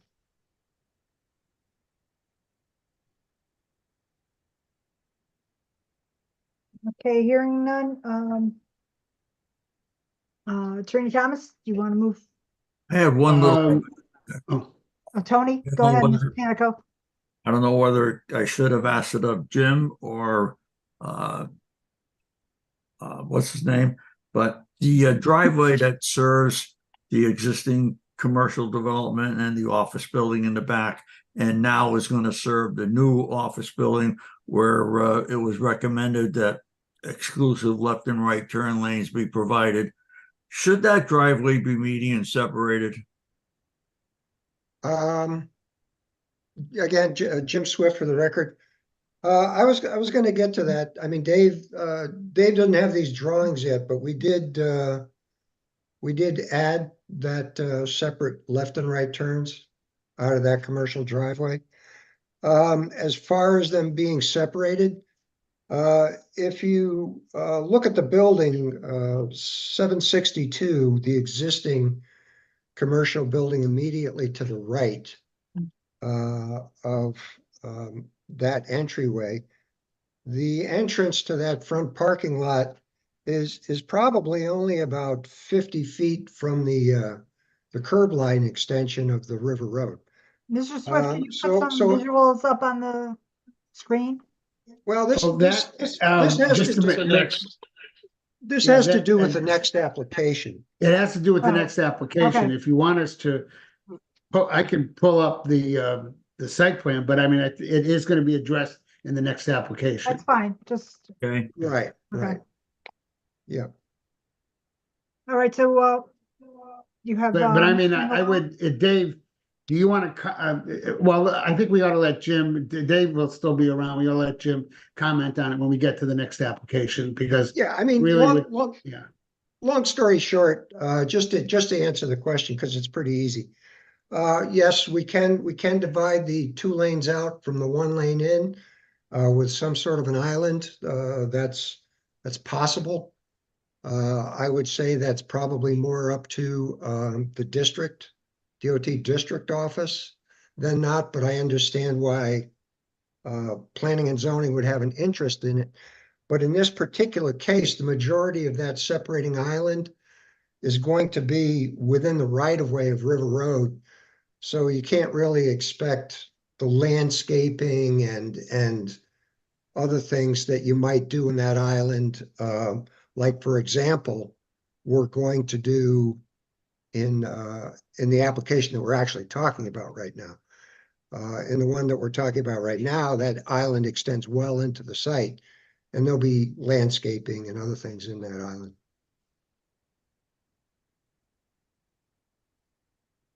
Okay. All right, Attorney Thomas, do you want, is Mr. Mingalola with us? Yeah, I don't think there's, I mean, Joe, is there, other than the elimination of the 1 building, can you comment on the separation and the fact that I don't think any of the buildings have changed? Joe, are you? Can I ask, I'm here. Nothing's changed from the first hearing we had back in September, so. Okay, Mr. Mingalola, hang on a minute. Commissioner Amato, you had a question? was this plan, I'm vague on this, but was this originally 2 rows of connected buildings? Was that the original plan? No. back? It was No. the original Like plan, this? the original plan was 25 duplexes and 1 standalone. Right. So All we it's, did was eliminate the okay. standalone. all right, so not much of a change, okay. Yeah, and as Joe said, the other than eliminating the building, the architectural is the same as presented, the type of units. Yeah, And as he explained the last time, unless there's a need for him to go into it, the different type of units, the one that are on the riverside and the one that are on the other side of the road, he explained how they integrated into the topography. Mm-hmm. Could Joe address the possibility of visual short circuiting between the 2 walls that are 15 feet apart and windows on both walls? Well, I mean, visually, it's really no different than what we did at for John Paul Aspen Ridge. They were 15 feet apart also. So they're basically the same type. They have landscaping and a walk between them, access to the river, and I mean, it worked out fine. We didn't have any problems, no complaints about the distance between the units. Actually, 15 feet seemed to work out really well. Did you have as much fenestration in those buildings as these buildings have? Oh, yeah, almost identical. Yep. I mean, the only thing that really, I believe, I have to go to the plan, but the kitchen, we flipped the kitchen around so the kitchen sink and the window faced the outside where it was adjacent to the outside wall. That was pretty much it. Everything, the orientation is the water.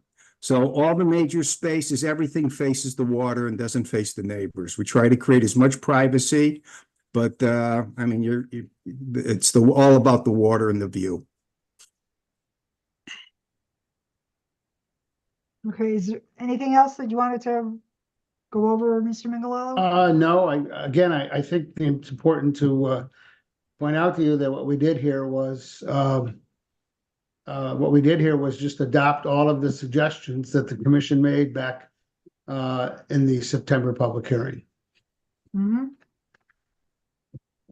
Okay, there was the architecturals that showed the artist rendering of the exterior of the building. And comments from the last public hearing I wrote down was a suggestion to change the garage door design.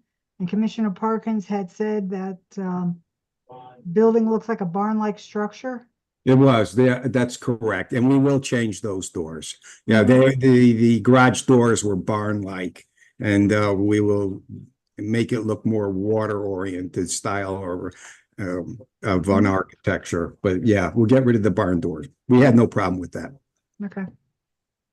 Okay. And with that will be when we go into the final site development plans. Right. All right, anything about this engineering report, or the site remediation, or that was your drainage report? Anything there, hygienics? The EDR summary radius map, is there anything there you need to point out? No, I'm sorry, a lot of those reports were done to address the issue of the soil on the property and whether or not there was any environmental contamination, what was removed, as those were questions brought up by your staff, and we uploaded them and they were discussed at the September hearing. Okay, and then Conservation Commission had submitted a letter, have you reviewed that? That's what separates competitors from the champions. In the midst of the pressure, those who force their own path. I'd have to go back and recall. I don't remember whether they submitted it, and if they did submit it after the This came in after the first opening of the public hearing. It's dated October 16th, addressed to Okay. myself, and it just says, Conservation Commission recently reviewed site plans for 51 condo units at 740 River Road and notes the following: a coastal area management study may be needed, which you explained. The proposed buildings should be pulled back away from the shoreline to the upland review limit line shown on the site plan due to a change in climate and potential shoreline erosion. And the third point was more emphasis should be placed on tree preservation and less on creating views for the new units. Consideration should be given to river users and their view of the shoreline. I have to say, I didn't see it uploaded or anything, but I think that Jim Swift addressed the issues that were considered by wetlands, and they related to where the location of the building is. I don't know, Jim, can you? I don't see him on anymore, but yes, he is. There he is. He's there. Jim, could you comment on that? Yeah, with respect to yeah, the Jim location and the trees. Yeah, there's if you look in the hard copies or online, you'll see that there's a couple of detailed sections that go through the waterfront of the river. And basically what's going on is we've got two industrial buildings that are right on top of the water. We've got parking lots and pavement that is pretty much right on top of the water. And not to put too fine a point on it, a lot of crap and garbage from behind those buildings that's right on top of the water. And what we're doing is we're cleaning all that up. We're moving the buildings farther away to a more stable location. We're going to get rid of all the garbage. We're going to get rid of all the invasive species that are along the waterfront. There's specific provisions for removing native but dead or damaged trees under the supervision of inland wetlands. And we've also got specific landscaping that's going in at the top of the slope along the waterfront. So I think we've addressed it. I mean, conservation has a job to do, and I'm, a little bit surprised that they didn't ask for, a right of way along the waterfront, but they Maybe they're do their leaving that job up to well. us. They ask for things, but the bottom line is it's up to the Planning and Zoning Commission to determine what's appropriate. And I think we've hit the nail on the head. I think we've got a good balance of improving the waterfront and reducing a lot of the negatives that exist now. Okay, Attorney Hamas, what would the applicant feel about having public access to the waterfront? I don't think the site is suitable for public access. And first of all, it's it's very steep slope down to the river. Jim, you can comment on it more than I can, but other than the stupidity as a young man putting a rope on a tree that hung over Lake Zor and swinging out and jumping off the cliff, I don't think we want to encourage that in this day and age. Yeah, Jim, that's exactly right. I mean, again, if you go to the two sections that are on the site plan that were submitted to inland wetlands and to this commission, it's very, very steep right down to the waterfront. So there's no possibility at all of walking along the water along this site. Okay, there's more concerns for health and safety at that point. Yeah. Okay. All right, what else do you have for us, Attorney Thomas? Otherwise, we'll go to the public. That's it. I think we've addressed, I mean, if there's any more questions, I think we've addressed all of the concerns of the commission and made all the changes that the commission very appropriately suggested at the last public hearing. Okay, Mr. Panico, do you have any comments, questions for the applicant? Not at this time, no. Okay, any final comments or questions from the commission? This is Commissioner McGee. Yep, go ahead, Commissioner McGee. So just looking at the what we call like a Broadway entrance, sorry, going back to that, with the island now that is new, that was a suggestion after the first meeting. So I like you have the 2 turn lanes going out and then 1 going in, right? I like that. However, my concern with that is when you have the right turn lane and the left turn lane right next to each other, like my pet peeve whenever I get into this situation driving, right, is I'm trying to take a left and there's a car to my right, a big SUV or whatever, and I can't see anyone coming from my right, so I can't take that left until that car moves. It's a pet peeve of mine. Was there any consideration possibly instead of that long island into the property, was there any consideration of maybe just putting a smaller island between the right and the left turn lanes? So the right is kind of angled to where you don't have the left lane car kind of sitting there while the right lane car waits to take their turn? Sure. What happens is this is going to be up to, again, the district office of the DOT that specifically gets into these things. What I think you might be looking at is, or asking for, I should say, is a big long radius for the right turn out, so that it's got it's more of a yield as you're coming out of making a right turn out of the site, as opposed to a stop and then making a turn. I'm not aware of the DOT approving such a thing. They're a little more common in other states, but I wouldn't have any objection to making that request to the DOT. And that's really the only way I see to solve what you're talking about. I mean, I think most of the time it's a necessary evil, and we've all, experienced that. We all understand what you're getting at. And I think the solution to that. I asked the question because I literally just had this happen to me today, where I was the intersection of Long Hill Ave and River Road that we were talking about earlier. I'm sitting there for 5 minutes trying to take a left turn. Half the time I can't see what's coming. I almost got into an accident today. And that's right down the street from where this proposed site is. So any way we could mitigate that a little bit? Let me toss it to Dave Sullivan. I see he's back up. Yeah. Sure, it's a good point, and there are pluses and minuses for both concepts, and we'll work through this with DOT. But what we might be able to do is somewhat rather than having what you're describing is kind of a channelized right turn.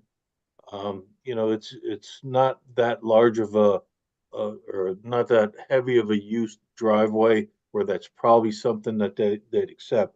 But what we could do is widen that radius a little bit and then put some paint to channelize that right turn a little bit. And that will kind of get them started in the other direction, but it'll still seem and feel like a single stop sign controlled intersection. So we could certainly do something like that as a starting point and address it with DOT. They're used to this, and there's two schools of thought on it. And if this was a heavier pedestrian area, we'd have even less of a chance of doing the wider radius. But since there's not a lot of pedestrians out here, we'll have a little bit more flexibility and could probably open up that radius. So we'll take that to them. Okay, Yeah, I thank you, Mr. appreciate Sullivan. that. Yeah, no problem. Okay, anybody else have any comments, questions, or concerns before we move into the public portion? Okay, well, hearing none, we'll go into the public portion, and this is just a reminder that comments are limited to new material posted since the opening of the public hearing on September 27th. If there are any elected officials in the city of Shelton who want to participating remotely, who want to comment on this application, please use Zoom's raise your hand feature or dial *9 on your phone to be identified. No one showing. Okay, and if there are any members of the public participating remotely who would like to comment on this application, please use Zoom's raise your hand feature or dial *9 on your phone to be identified. No one. Okay, last call. If there's anyone from the public, whether or not you're an elected official or not, if you'd like to comment on this application, please use Zoom's raise your hand feature or dial *9 on your phone. No one. Okay, so are there any further questions for the commission, from the commission for the applicant? Mr. Panico, do you have any final comments No, or we'll questions? we'll address some of the minor details as we get further into the review. Mm-hmm. Okay, what the commission like to do at this point? Does anyone want to make a motion to continue or close the public hearing? I'll make a motion to close. I'll second it, Commissioner Laskos. Okay, there's a motion from Commissioner Amato, seconded by Commissioner Laskos to close the public hearing. Did somebody want to say something? No? Okay. So on the motion to close the public hearing, made by Commissioner Amato, seconded by Commissioner Laskos, I'll do a roll call.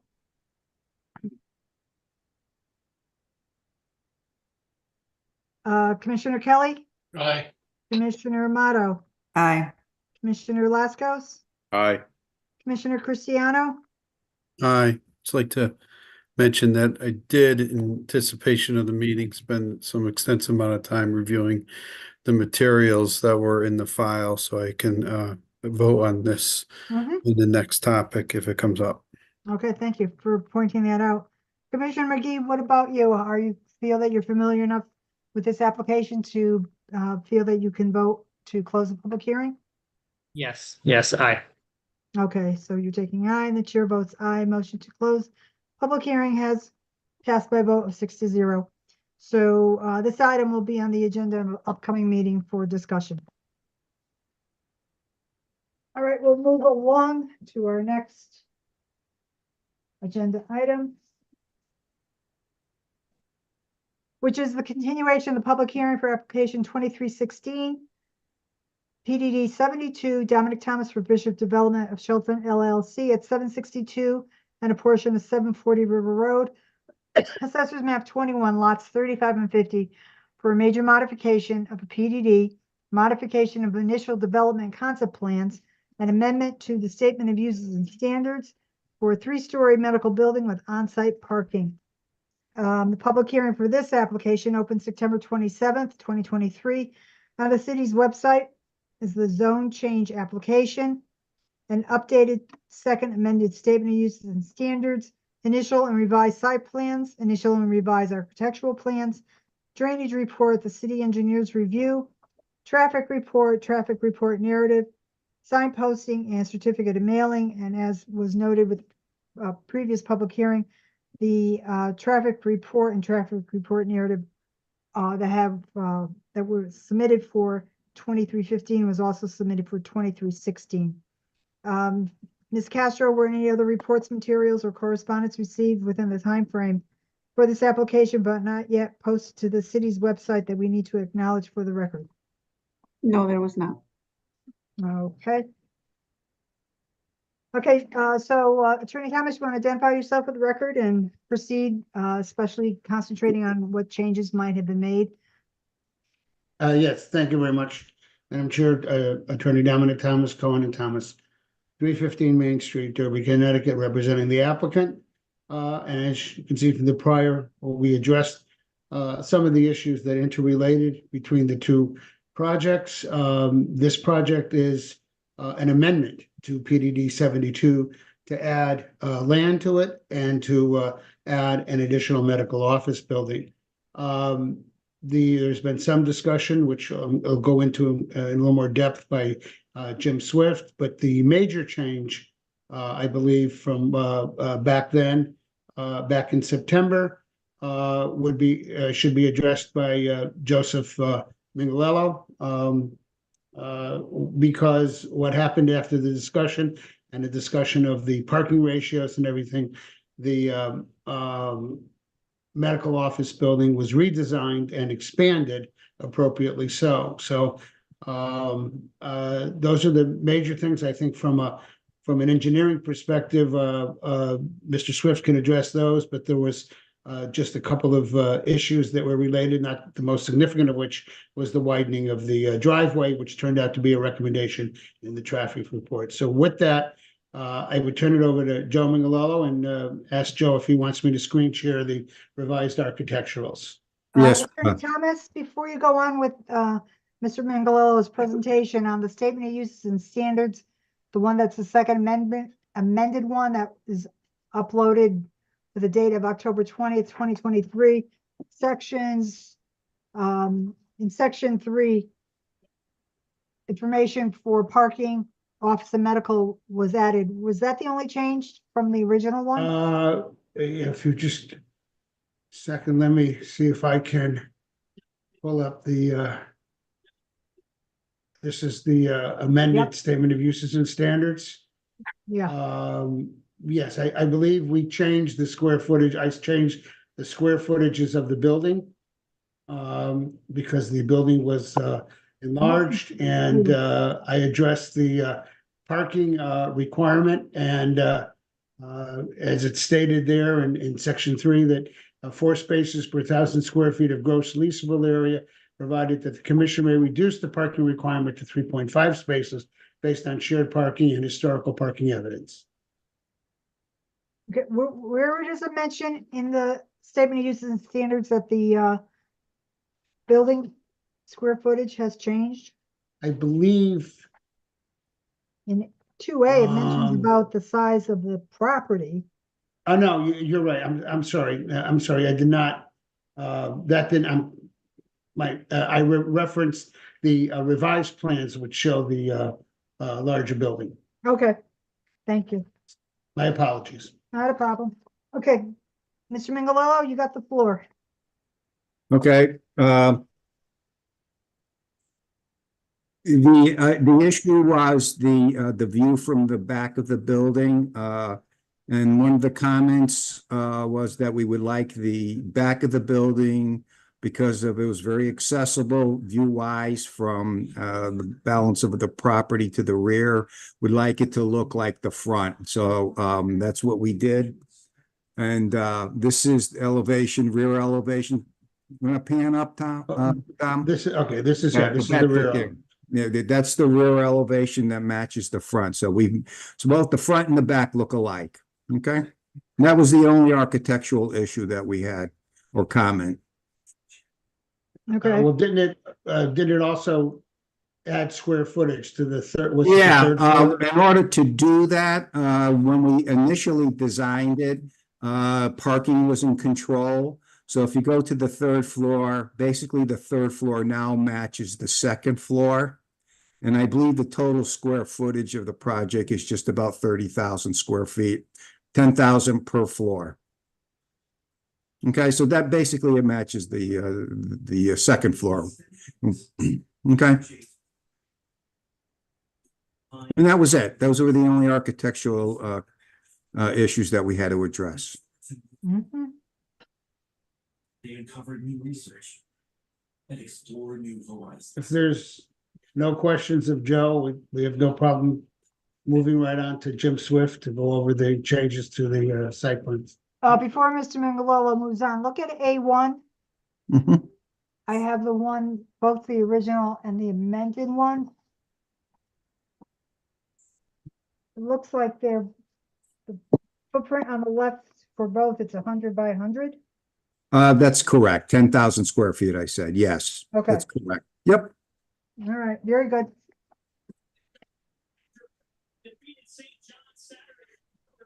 And who is next, Attorney Thomas? If there's no questions for Joe Migalow on that change, we can go to Jim Swift, and just reminding you that if there are any traffic questions, Dave Sullivan is still on to answer them. Okay, So, good evening. My name is Jim Swift, professional engineer, landscape architect.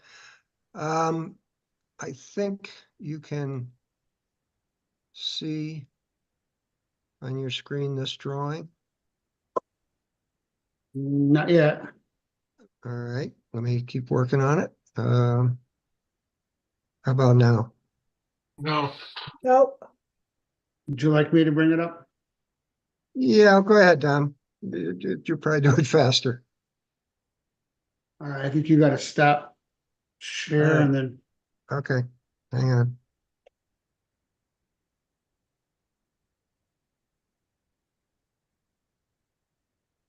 Oh.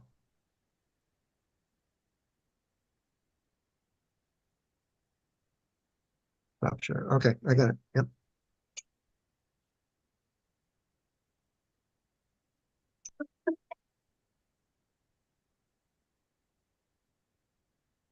What page do you want me to go to? Two more. That's the overall site plan. You go one more, now we're at the detailed site plan. So what we've done is, I'll start towards the left of the drawing, lower left. We've added in the pedestrian walk that connects the residential use to the commercial use. Above that, we've expanded out the trash area as requested. It's about double its size now to 21 foot width. And again, that's double that was previously shown. And of course, it's, subject to review and approval in the detailed development plans. And last but not, Joe's already gone over the building. So if you go to the front entryway off of the River Road, you can see that we've added in dedicated left and right turn lanes. And those are the changes to this set of plans. Mr. Swift, I had brought up at the opening of the public hearing, those parking spaces that are right there to the right of the transformer and then go to the back of the property. I was a little concerned about whether or not those would impede traffic at all with people they pull in and they try to back out. Well, I don't think it's certainly not going to be any worse than it is now. So if it's acceptable at this point, anybody going to the new medical use is more than likely going to make a left turn in, almost right away. I would hate to give up that many parking spaces on a what if. you couldn't be, because after that, it opens up pretty much, but that seems They- very tight. Well, these it's exist not right- that tight. I mean, it's an over width, well, I shouldn't say that. Let me just make sure I check my phone. Make sure I've got it right. Mhm.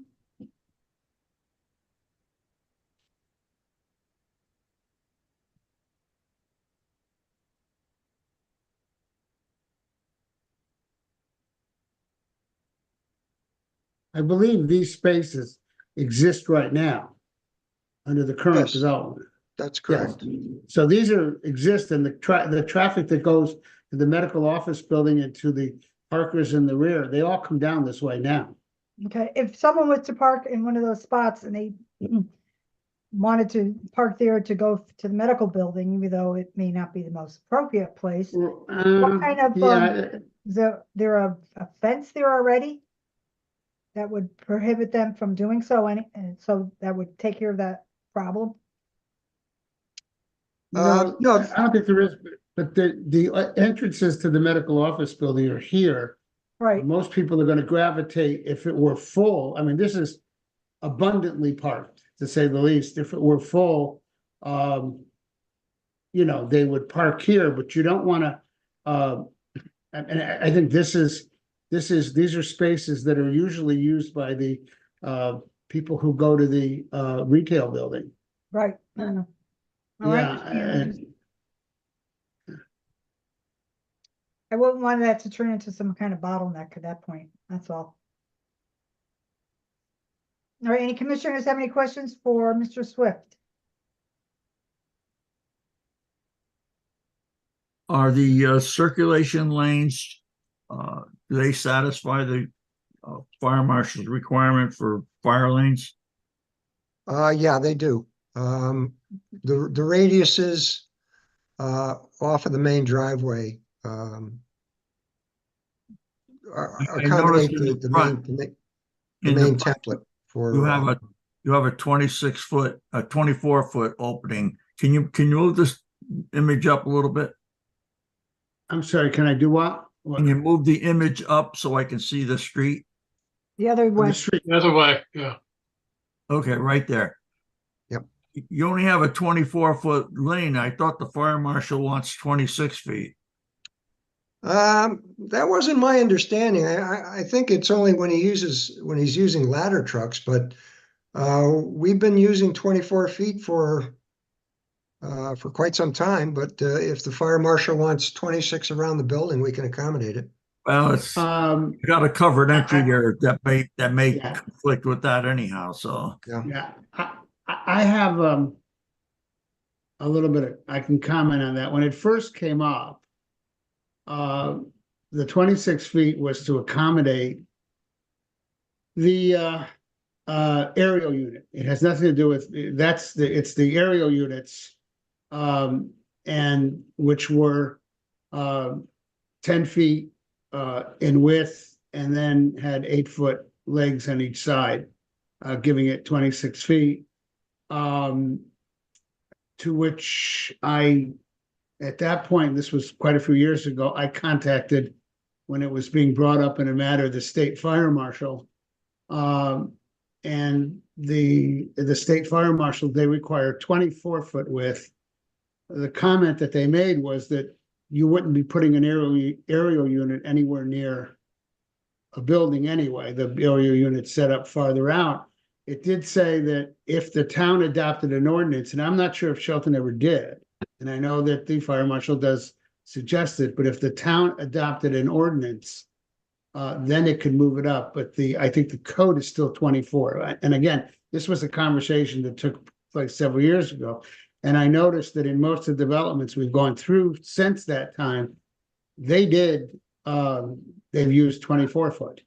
And the comment that the fire marshal said that aerial units would be setting up in the clearest spot they could find farther away from the building. They don't usually set up near the building. So that was the point that was made. But I don't know whether they ever did. But all I know is that over the past several years in the projects that I've handled, most of the travelways were 24 feet. On the street, right below, the left side, it says HYD. Is that for hydrant? Yes. And then is there some other one on the property? The hydrants won't be positioned until we get to detailed development plans. I don't know if there's a hydrant behind 762, between 762 and 760. I think there might be, but I'm not sure. But those are at the request of the fire marshal. Okay, And when he requests them, we put them in. okay. These buildings, and maybe Joe can comment, I think the proposed new building is sprinklered, correct? I don't think he's with us. Oh, There he is. Okay, Joe, hold on. I'm here. is the Yes, building it has to sprinkled? be sprinklered by code. Okay, just wanted to Yeah. confirm that. Okay, Mr. Panico, you have any comments at this time?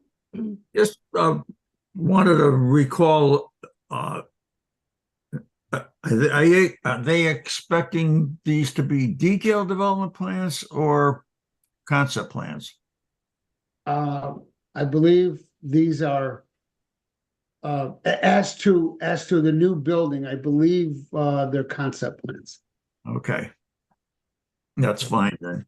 I have to go. Honestly, what I should do, to be correct, is go check the application that I made, and it would be helpful, Dominic, if you did that.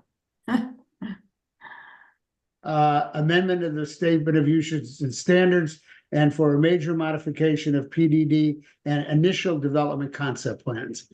So yes, final site development plans would have to follow as to the new building.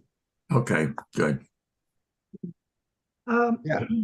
But having said that, Tony, they're going to be, aside from the issue of the width of those aisles, when we consult with the fire marshal, the building's pretty well set.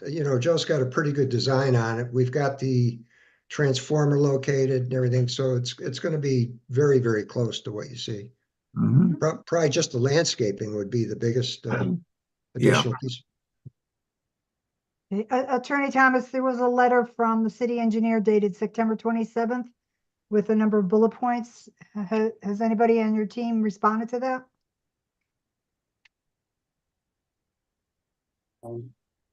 Again, I don't recall whether or not we were provided. It was addressed to Mr. Rossetti, and let's see. With a copy of the letter, I can. Yeah, because on the back side, it was copied to Ms. Castro, Mr. Baya, our CEO, Mr. Maglione, and Mr. Iannotti, who is the interim sewer administrator.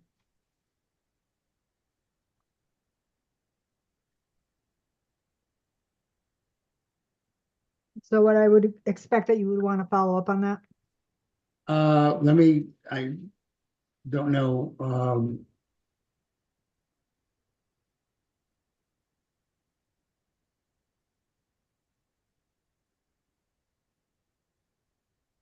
It's the wrong item.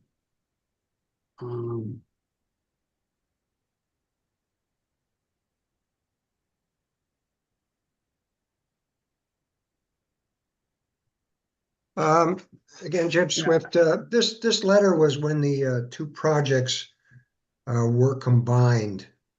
And I believe I did address it at the initial public hearing, and all of the and what I said at that time, my memory being refreshed now, is that all these things that he's talking about are items that will be addressed on the detailed development plans.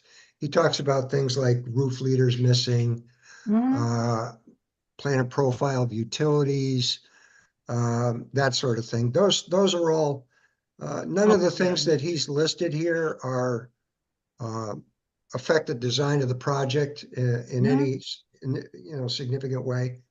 They're just details to be provided when we actually go for permitting. Mhm. Yeah, Okay. actually, these all are addressed. This is all belongs in the other side. Pretty much. Yeah, and they'll all be addressed in the, I mean, like the reference to project falls within Oster review. Yes, we know that. You know what I mean? And, but we will certainly, address all of these, at the final site development plan stage. All right, so the points in that particular letter is more for application 2315. Well, it references a turnaround. We don't have a turnaround in Right, the cul-de-sac. 2316. It does seem to,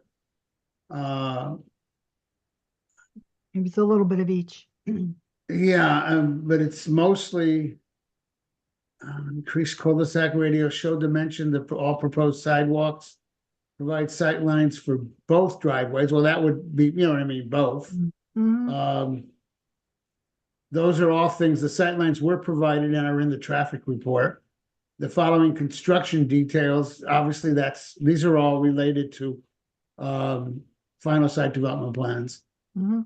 Provide specific, site-specific detention galley design.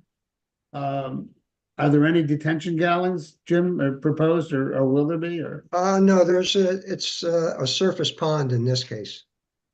Okay. But again, he's Yeah. he's even addressed it as 740 River Road at the head of his, if I'm not mistaken. Yeah, he's Yeah. addressed it as, and he's Yeah, addressed it as as initial 70/40 development River Road. concept plans. So it really relates to 740, and all of them can be addressed at final site development plans. Mhm. What about this engineering report? Anything you want to point out on that? Drainage No, issue? the engineering report was done in a similar fashion to the traffic report. The projects are a bit intertwined. They were combined during the process of getting the inland wetlands approval. So there's actually quite a bit more detail for stormwater design in these two applications before you now than there normally would be because of the inland wetland approval. So all those issues have been addressed, and it's only a question of detailing as the city engineer requests. Okay, on the site plans, the revised ones, on the sheet that says 1 of 8. And it shows that detention pond. Yes, So that's gonna be open and exposed to. yes, that's correct, yes. What kind of safety features are you proposing for that? So that, Generally, we put a fence around them now. Not a big fan of that, but we do that. If you look at the landscape plan, the conceptual landscape plan, of course, we plant trees, we screen it from the residential with evergreens. But once we get into detailed design of it, we'll make sure it blends in as best as possible. now, why did you go this route versus underground galleys? Surface ponds are always more cost efficient. And normally we're so pressed for land that we go with things underneath the pavement. In this particular case, we have a lot of things going on coming off of the River Road. There's some drainage that comes across the street. If you were to go and look at the other plans for the Residential? for the residential, you'll see a pretty good sized storm drain that prevents us from moving the residential buildings any closer to the River Road, which is kind of a happy accident in the case of this residential because it moves everything quite a bit back off of the River Road.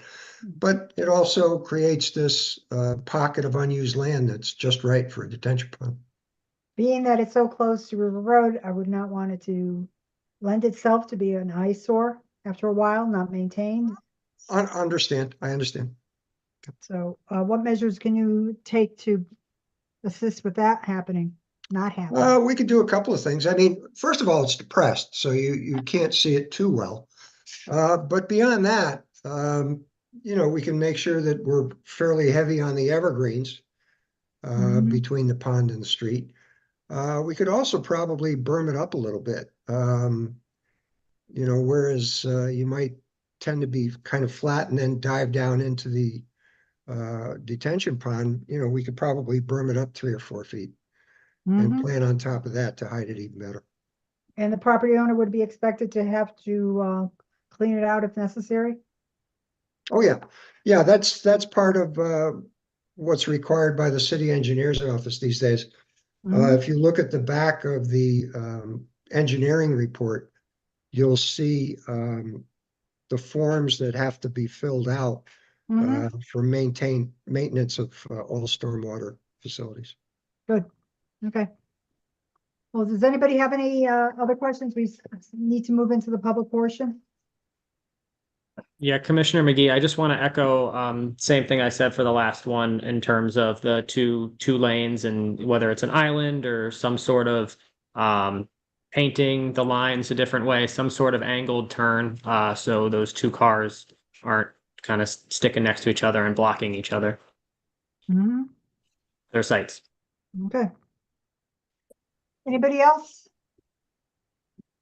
All right, we'll move into the public portion, and if there's a reminder that the comments are restricted to new material posted since the opening of the public hearing on September 27th. If there are any city officials, elected officials of the city of Shelton that want to comment, please use Zoom's raise your hand feature or dial *9 on your phone to be identified.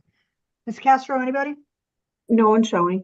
Okay, if there is anyone from the public who would like to comment on this application, please use Zoom's raise your hand feature or dial *9 on your phone.